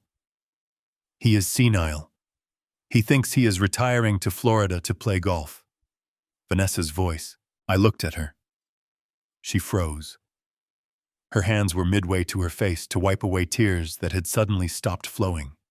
She looked around wildly, trying to find the source of the sound. "The old fool has no idea that by Monday morning, Reed Logistics will be sold for parts to Oakhaven Transport." The crowd gasped. This was different from the affair. The affair was a scandal. This was treason. Many of the people in this room were my employees, my partners, my friends. They were hearing a woman plot to destroy their livelihoods while she drank my champagne. Then came the second voice. Smooth, arrogant. "If the DNA test comes back before the sale closes, we are dead." Justin. And then Vanessa again laughing. That cruel, hollow laugh that had haunted me in the trunk of the car. "Relax. Once the sale is finalized and the money is wired to our offshore accounts in the Caymans, I will file for divorce." The recording ended with the sound of a trunk slamming shut. I let the silence hang in the air for a second. It was heavy, suffocating. Then the screen changed. The DNA results vanished. In their place appeared a document that made the bankers in the room stand up and take notice. It was the email Eddie had pulled from Justin's laptop. The font was crisp and clear. From Justin Foley. To CEO Oakhaven Transport. Subject liquidation strategy. We have the proxy. The fleet will be grounded on Tuesday. We can begin asset stripping by Wednesday. The old man won't know what hit him until the trucks are already being auctioned off. I stepped out from behind the podium. I walked to the edge of the stage until the toes of my dress shoes were hanging over the drop. I looked down at the guests. "You heard them," I said. My voice was quiet now, but it carried to every corner of the room. "You heard them call me a fool. You heard them call my son stupid. You heard them plan to take 40 years of sweat and blood and sell it for scrap." I pointed at the screen. "Asset stripping," I repeated. "That is a fancy term for firing 4,000 people so you can buy a beach house." I turned my gaze to Vanessa. She was shaking. Her entire body was vibrating as if she was standing on a fault line. She looked at the screen, then at me, then at Brandon. "No," she screamed. It was a primal sound, a sound of a trapped animal. "That is fake. He made it up. He is using AI. It is all fake." She ran toward Brandon, grabbing his lapels. Her fingernails dug into his tuxedo. "Baby, listen to me. Your father is insane. He has always hated me. He cooked this up to ruin us. You know me. You know I love you."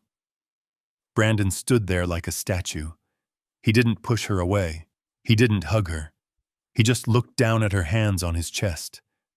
Then he spoke. His voice was flat. "Dead." I recognized the voice on the tape, Vanessa. "No," she shrieked, shaking him. "It is manipulated." And the email, Brandon continued, looking up at the screen. "That is Justin's personal email address. I set it up for him." Vanessa let go of him. She stumbled back. She realized that the ground had disappeared. There was no more manipulation to be done. The charm was useless. The beauty was useless. She turned on her heel and faced Justin. The transformation was instant. The weeping victim vanished, and the cornered rat appeared. It was him, she yelled, pointing a shaking finger at the best man. It was his idea. "He made me do it." Justin's jaw dropped. "Excuse me," he stammered. "He threatened me," Vanessa screamed, her voice rising to a hysterical pitch. She looked at the crowd, her eyes wide and pleading. "He told me he would kill me if I didn't help him. He is the one with the gambling debts. He is the one who needed the money." I tried to stop him. I did. I loved Brandon. I wanted to tell him, but Justin said he would hurt the baby. I watched with a grim satisfaction. There is no honor among thieves. The moment the ship starts sinking, they start drowning each other to stay afloat. "You are lying," Justin shouted. He stepped forward, his face purple with rage. "You came to me. You are the one who said the old man was too healthy and wouldn't die soon enough. You are the one who drafted the plan." "I did not," Vanessa screeched. "You are the father. You used me." She lunged at him. It was a pathetic sight. The bride in her $10,000 gown clawing at the best man in his designer tuxedo. They were tearing at each other, screaming accusations, spilling more truths in their hatred than they ever had in their friendship. I signaled to the back of the room. "That is enough," I said into the microphone. But they didn't stop. They were lost in the panic of self-preservation. Then the double doors at the main entrance burst open. The sound was loud enough to cut through the screaming. 4 officers in uniform walked in, followed by 2 men in plain suits. Detectives. The room went silent again. The presence of the law has a way of sucking the oxygen out of a party. Vanessa froze. Her hand was raised to slap Justin, but she stopped mid-air. Justin saw the uniforms, and he panicked. The fight or flight instinct is a powerful thing, and Justin was a coward, so he chose flight. He looked at the side exit, the one that led to the kitchen and the parking lot. He bolted. He pushed past a waiter, sending a tray of champagne glasses crashing to the floor. He scrambled over a chair. He was fast fueled by the adrenaline of a man who sees his life ending. He made it to the door. He reached for the handle. He thought he was free, but the door didn't open. Instead, a hand the size of a catcher's mitt reached out from the shadows and grabbed him by the back of his neck. Eddie stepped into the light. He didn't look like a driver anymore. He looked like the ex-military specialist he was. He didn't say a word. He just tightened his grip. Justin yelped. He flailed, trying to hit Eddie. He swung his fist backward. Eddie didn't even blink. He simply twisted his hip, swept Justin's leg, and slammed him into the wall. It wasn't a brutal move. It was efficient, controlled. Justin slid down the wall to the floor, gasping for air. "Going somewhere, Mr. Foley?" Eddie asked, his voice calm and polite. "The valet has your keys, but I think you have a different ride waiting for you." The detectives crossed the room. They moved with the slow, deliberate pace of men who know they have already won. They reached Vanessa first. "Vanessa Caldwell," one of the detectives said, pulling a pair of handcuffs from his belt. "You are under arrest for conspiracy to commit corporate fraud, wire fraud, and embezzlement." Vanessa looked at the handcuffs. She looked at the guests. She looked at me. "Douglas, please," she whimpered. Her voice was tiny now, a broken whisper. "I am family. You can't let them take me. I am carrying your grandchild." I looked down at her from the stage. "No, Vanessa," I said. "You are carrying evidence." The detective spun her around. The click of the handcuffs was the final period at the end of her sentence. They marched her past Brandon. She tried to stop. "Brandon," she cried. Tell them we are married. Spousal privilege. You don't have to testify against me." Brandon looked at her. He looked at the woman who had promised to love him in sickness and in health just 30 minutes ago. He reached into his pocket. He pulled out a ring, the simple gold band she had placed on his finger. He dropped it on the floor. It bounced once and rolled away, disappearing under a table. "I am annulling the marriage," he said. His voice was hollow but steady. "On the grounds of fraud.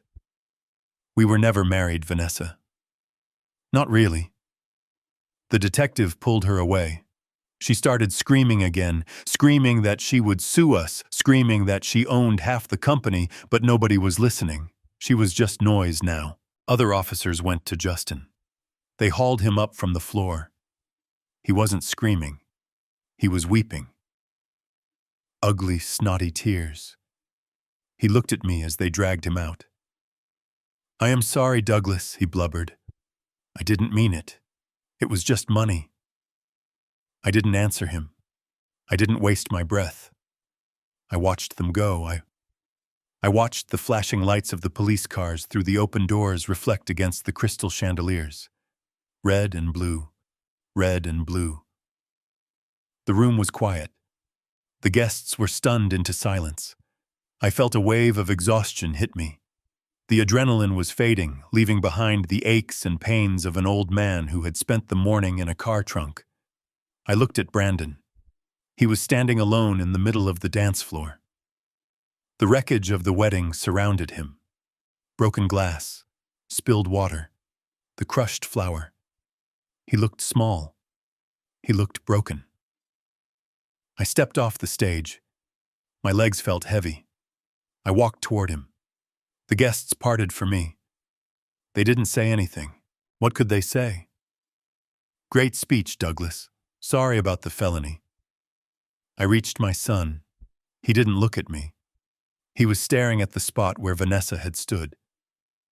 I wanted to hug him. I wanted to tell him it would be okay. But I knew it wouldn't be okay. Not for a long time. "Brandon," I said softly. He turned to me. His eyes were red. "You knew," he said. I nodded. I knew. "Why did you let me sign it?" he asked. His voice cracked. "Why did you let me marry her dad? Why didn't you stop me before I made a fool of myself?" I put a hand on his shoulder. "Because, son," I said, "if I had stopped you, she would have just been a liar. By letting you sign, she became a criminal." I squeezed his shoulder. "I didn't do it to hurt you. I did it to make sure she could never hurt you again." Brandon looked at me. He looked at the empty door where the police had taken his bride. He took a deep breath. A shuddering breath. He nodded slowly. "Let's go home," he whispered. I looked around the room. The party was over. The food was cold. The music was dead. "Yes," I said. "Let's go home." I signaled to Eddie. He was already at the door, holding it open. We walked out. Father and son, leaving behind the ruin of a celebration to face the reality of a new day. The road ahead was going to be long and hard, but at least now we were driving with our eyes open. The police officers were moving Vanessa toward the exit, but the room was still fixated on the man standing alone in the center of the dance floor. My son. He was holding the single sheet of paper I had given him. The DNA test. He was not just holding it, he was gripping it like a lifeline in a storm. He was reading the numbers over and over again, as if hoping that if he stared long enough, they would change. Vanessa stopped. She dug her heels into the carpet, forcing the officers to pause. She turned her head. Her makeup was ruined, running in black streaks down her cheeks. Her hair was coming loose from its pins, but her eyes still held that desperate, manipulative spark. She was a con artist until the bitter end. "Brandon," she choked out. "Look at me. Baby, look at me." Brandon did not look up. His eyes were glued to the percentage at the bottom of the page. 0%, the number that erased his fatherhood. "Brandon, please," she begged, pulling against the officer's grip. "It is a mistake. Labs make mistakes all the time. We can take another test. Just tell them to wait. Tell them you love me." Slowly, painfully, Brandon raised his head. He looked at the woman in the white dress. The dress was meant to symbolize purity and new beginnings. Now it just looked like a costume, a prop in a play that had gone horribly wrong.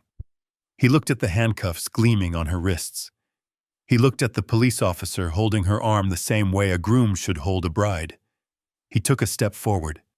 The room held its breath. The silence was absolute.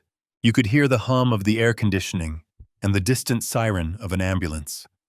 He walked until he was just a foot away from her. The officer tensed, ready to intervene, but I raised a hand. I signaled him to wait. "Let him have this. He needs this. He needs to look the monster in the eye." Brandon looked into her eyes. He searched them. He was looking for the woman he had met at the coffee shop 3 years ago.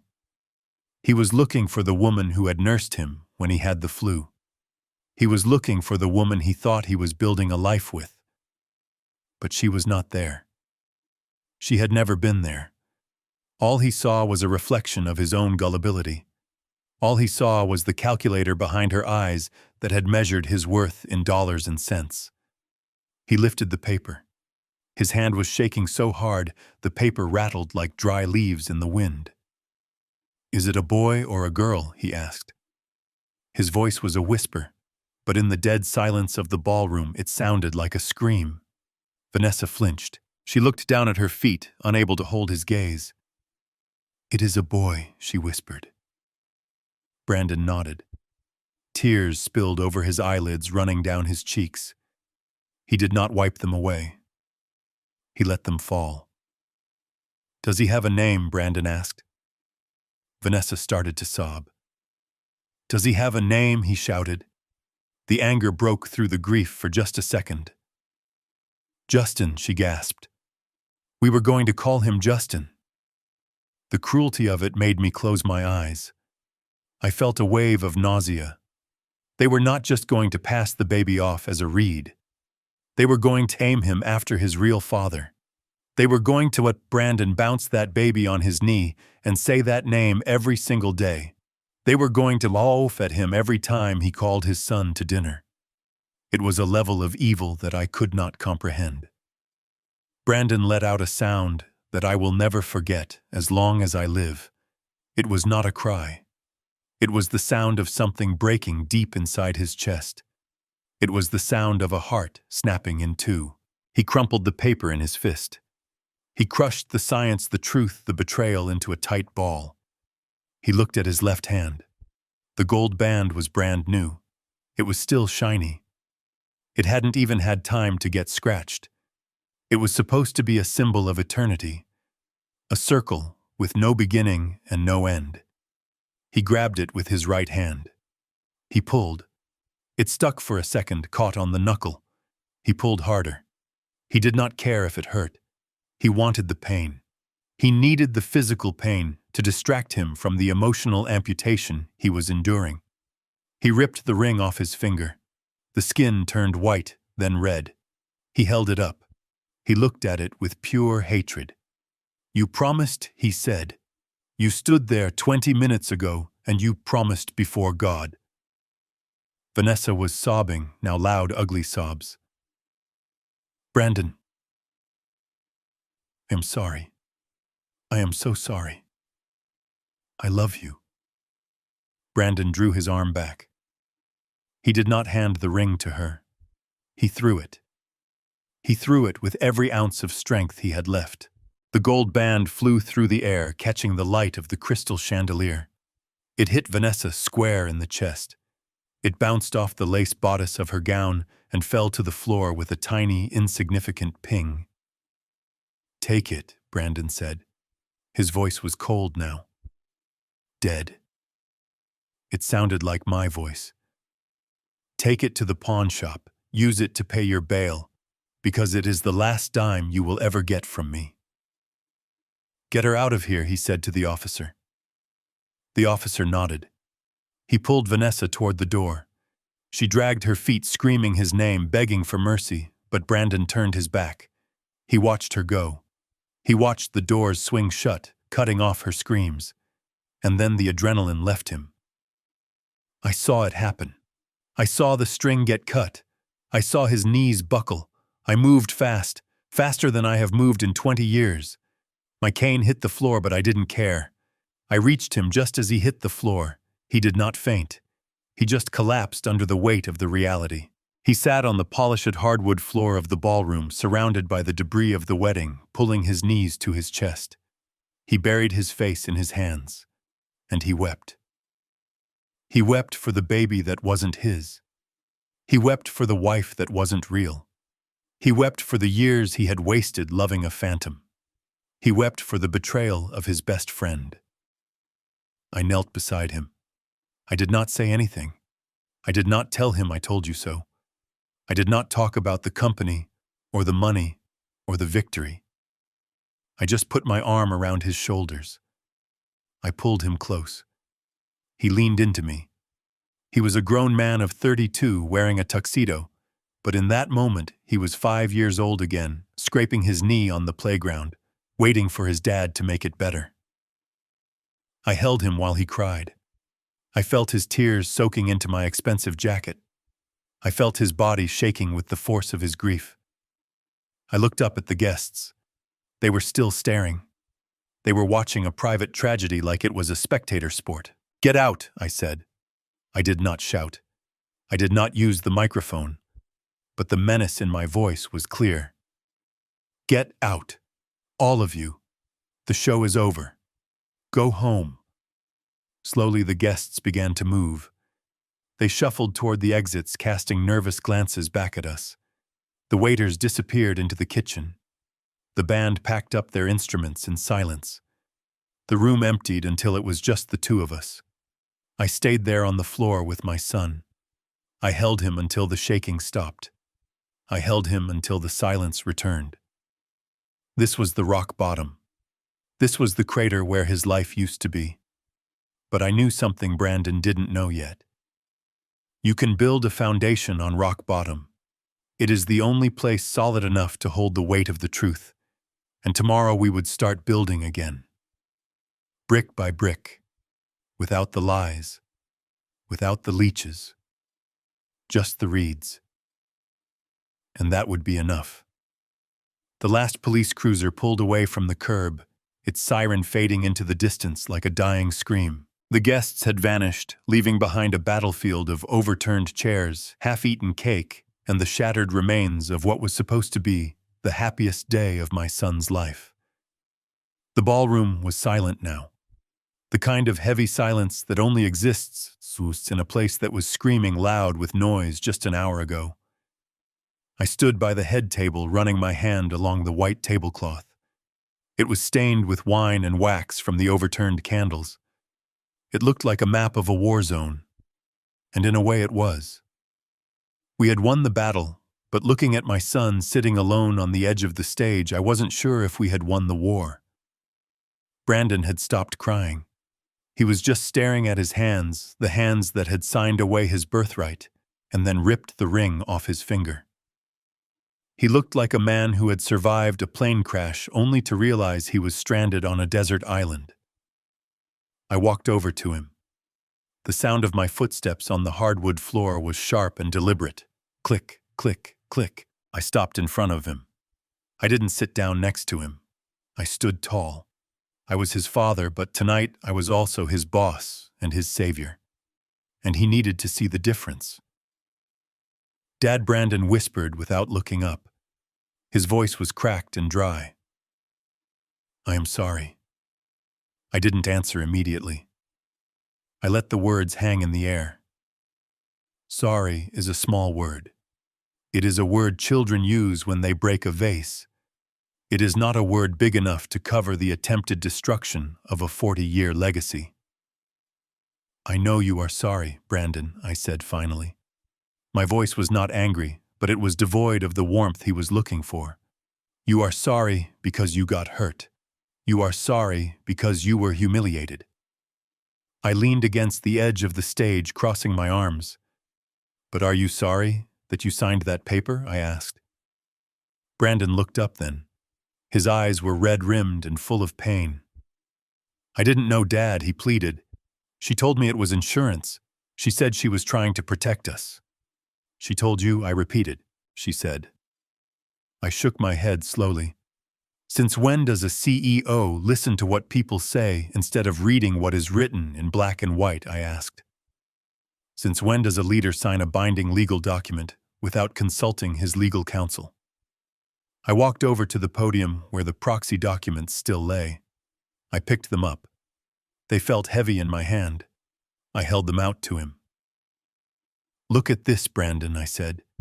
He flinched as if I was holding a snake. Look at it, I commanded. He looked. This isn't just a piece of paper, I said, my voice rising slightly. This is the deed to the house where you grew up. This is the pink slip for the trucks that your mother washed with her own hands.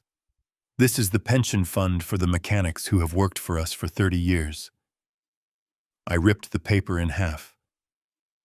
You didn't just sign a contract, I said, dropping the torn pieces onto the floor. You signed a death warrant for this family. But you stopped it, Brandon said, his voice trembling. You froze the assets. You saved it. Yes, I saved it, I said, cutting him off. I saved the company. I saved the money. I saved the house. I took a step closer to him until I was looking down into his face. But I couldn't save your judgment, Brandon. I reached out and touched his shoulder. He leaned into my hand, expecting comfort. I kept my hand firm. I can fix a broken truck, I said softly. I can fix a broken contract. I can even fix a broken heart. God knows I have had to fix my own enough times. I pulled my hand away. But I cannot fix stupidity, and I cannot fix weakness. Brandon looked as if I had slapped him. Dad, he whispered. Don't call me Dad right now, I said sharply. Right now I am Douglas Reed, founder and CEO of Reed Logistics, and you are an employee who just committed a catastrophic error in judgment. I began to pace back and forth in front of him. Do you know why I built this company, Brandon? I asked. He shook his head mutely. I didn't build it to buy fancy cars, I said. I didn't build it to throw parties like this. I built it so that I would never have to bow down to anyone. I built it so that I would never have to rely on anyone else's mercy. I stopped pacing and pointed at the door where Vanessa had been dragged out. Today you handed your power to a woman because she smiled at you, I said. You let her manipulate your insecurity. You let her convince you that you weren't enough on your own. That is the sin, Brandon. Not the signature. The weakness. Brandon put his head in his hands again. I am useless, he sobbed. You are right. I am not like you. I can't do it. I watched him fall apart. Part of me wanted to kneel down and hug him. Part of me wanted to tell him that everyone makes mistakes. But that would be a lie. Everyone makes mistakes. But leaders don't make mistakes that kill the tribe. If I comforted him now, he would never learn. He would think that being sorry was enough. He would think that Daddy would always be there to clean up the mess. And I wouldn't be here forever. Stand up, I said. Brandon looked up, confused. I said, stand up, I ordered. He slowly got to his feet. He wiped his face with his sleeve. He stood there, swaying slightly, looking like a boy in a man's suit. Take off the jacket, I said. What, he asked. Take off the tuxedo jacket, I said. He hesitated, then slowly shrugged off the expensive black jacket. He held it in his hand. Drop it, I said. He dropped it on the floor. It landed on top of the torn contract. That jacket represents the man who tried to get married today, I said. That man is dead. That man was a fool who almost lost everything. I walked up to him. I reached out and undid his bow tie. I pulled it loose and let it hang around his neck. From this moment on, that version of Brandon Reed no longer exists, I said. I looked him in the eye. You want to be sorry? I asked. You want to make it right? Yes, he whispered. Yes, Dad, please. I will do anything. Good, I said. I reached into my pocket and pulled out a set of keys. They weren't the keys to a Porsche. They weren't the keys to the executive washroom. They were a simple brass key on a ring with a plastic tag that read Bay 4. I held them out. Tomorrow morning at 6 a.m. you report to the loading dock at the South Harbor, I said. Brandon looked at the keys. The South Harbor. But that is the warehouse, he said. Exactly, I said. It is where the rats are. It is where the boxes are heavy. It is where the air conditioning doesn't work. I pressed the keys into his palm. His fingers closed around them automatically. You are no longer the vice president of operations, I said.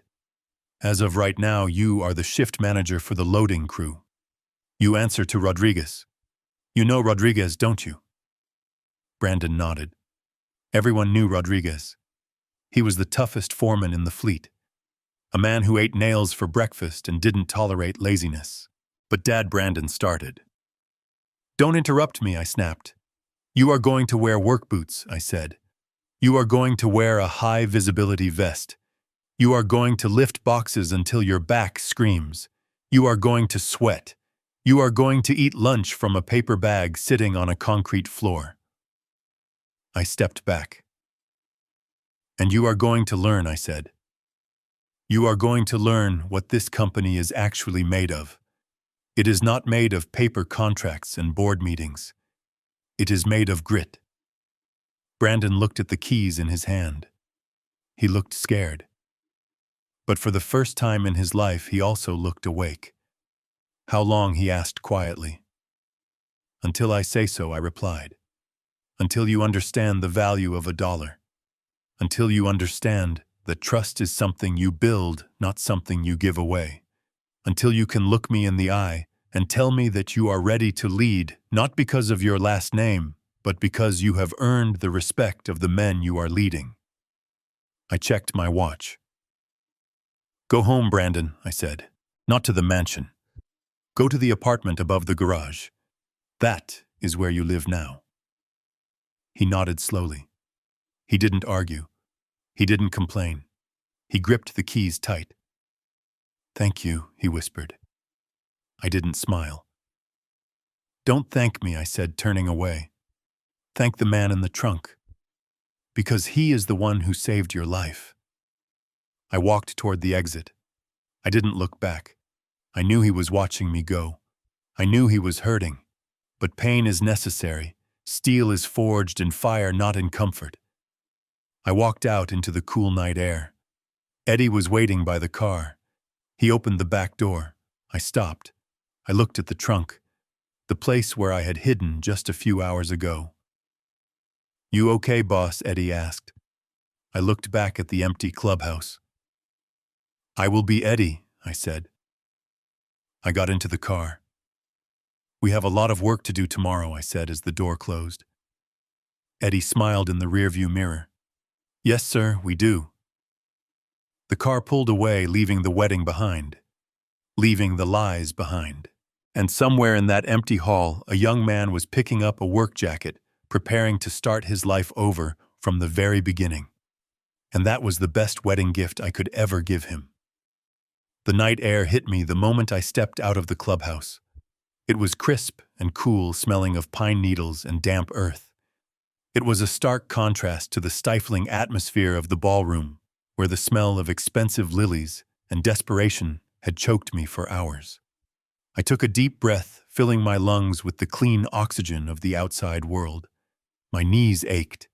My back was stiff. I felt every single one of my 68 years weighing down on my bones. But it was a good weight. It was the heavy, satisfied exhaustion of a soldier walking off the battlefield after the last cannon has fired. I walked down the stone steps toward the driveway. The gravel crunched under my dress shoes, a familiar rhythmic sound that grounded me. Eddie was waiting by the car. He was leaning against the hood of the Lincoln, smoking a cigarette. The cherry of the tobacco glowed bright orange in the darkness. When he saw me coming, he dropped the cigarette and crushed it under his heel. He stood up, straightening his jacket. He didn't say anything. He didn't ask how it went. He didn't need to. He knew me. He knew that if I was walking out on my own 2 feet, it meant the other side hadn't survived the fight. He walked around and opened the rear passenger door for me. The interior light flickered on, casting a warm, inviting glow on the leather seats. It looked comfortable. It looked safe. But I didn't get in. Not yet. I walked past the open door. I walked to the back of the car. I stood there staring at the trunk. The black paint shone under the moonlight, smooth and flawless. It looked just like any other luxury car. No one looking at it would guess that just 12 hours ago, a billionaire CEO had been curled up inside that dark metal box, terrified and cramping, holding a tire iron and praying for salvation. Eddie watched me. He didn't rush me. He stood by the open door, his hands clasped behind his back, a silent sentinel. "You know, Eddie," I said, my voice soft in the quiet night. "Yes, boss," he replied. I reached out and ran my hand along the cold steel of the trunk lid. "I have spent my whole life fighting to sit in the driver's seat," I said. "I thought that was where the power was. I thought that if I wasn't holding the wheel, I wasn't in control. I thought that the view from the front windshield was the only view that mattered." I tapped the metal twice. A hollow sound. "But I was wrong," I whispered. I looked at my reflection in the polished paint. I looked old.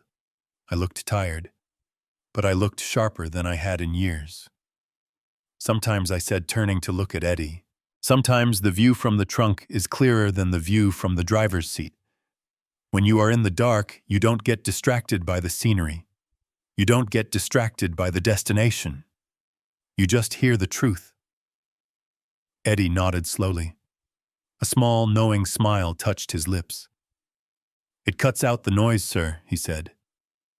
"It certainly does," I agreed. I looked back at the clubhouse one last time. The lights were still blazing, but the music was gone. The laughter was gone. Inside that building, my son was packing up the remnants of his false life. He was hurting. He was bleeding. But he was free. He just didn't know it yet. I turned my back on the wedding. I got into the car. I sank into the leather seat, and the door closed with a solid, reassuring thunk. The silence of the cabin wrapped around me like a protective cocoon. Eddie got into the driver's seat. He adjusted the rearview mirror. He looked at me. "Where to, Mr. Reed?" he asked. "Home." I closed my eyes for a moment. I thought about my empty mansion. I thought about the silence that waited for me there. "No, Eddie," I said, opening my eyes. "Take me to the office." "The office, sir. It is 11 o'clock at night." "I know," I said. "But we have a company to rebuild, and I want to be there when the trucks roll out in the morning." Eddie smiled. He put the car in gear. "You got it, boss." The engine purred to life, a low, powerful rumble that vibrated through the floorboards. The car pulled away from the curb, the tires rolling smoothly over the gravel. We accelerated down the long driveway, leaving the country club behind. I didn't look back. I didn't check the side mirror. I looked forward, through the windshield. The headlights cut a path through the darkness, illuminating the road ahead. It was a long road. It was a winding road. But for the first time in a long time, I knew exactly where it was going. They say that love is blind, but I learned today that true love requires 20/20 vision. For years, I thought I was protecting my son by giving him an easy life, but I was actually crippling him. Real fatherhood isn't about shielding your children from the storm. It is about teaching them how to build a shelter that won't collapse when the wind blows. Brandon lost a wife and a fortune today, but he gained something far more valuable: his spine. We can rebuild the money. We can rebuild the trust. But you cannot rebuild a soul until it has been completely broken open. If you believe that tough love is sometimes the only way to save someone you care about, hit that like button and subscribe to the channel for more stories of justice served cold.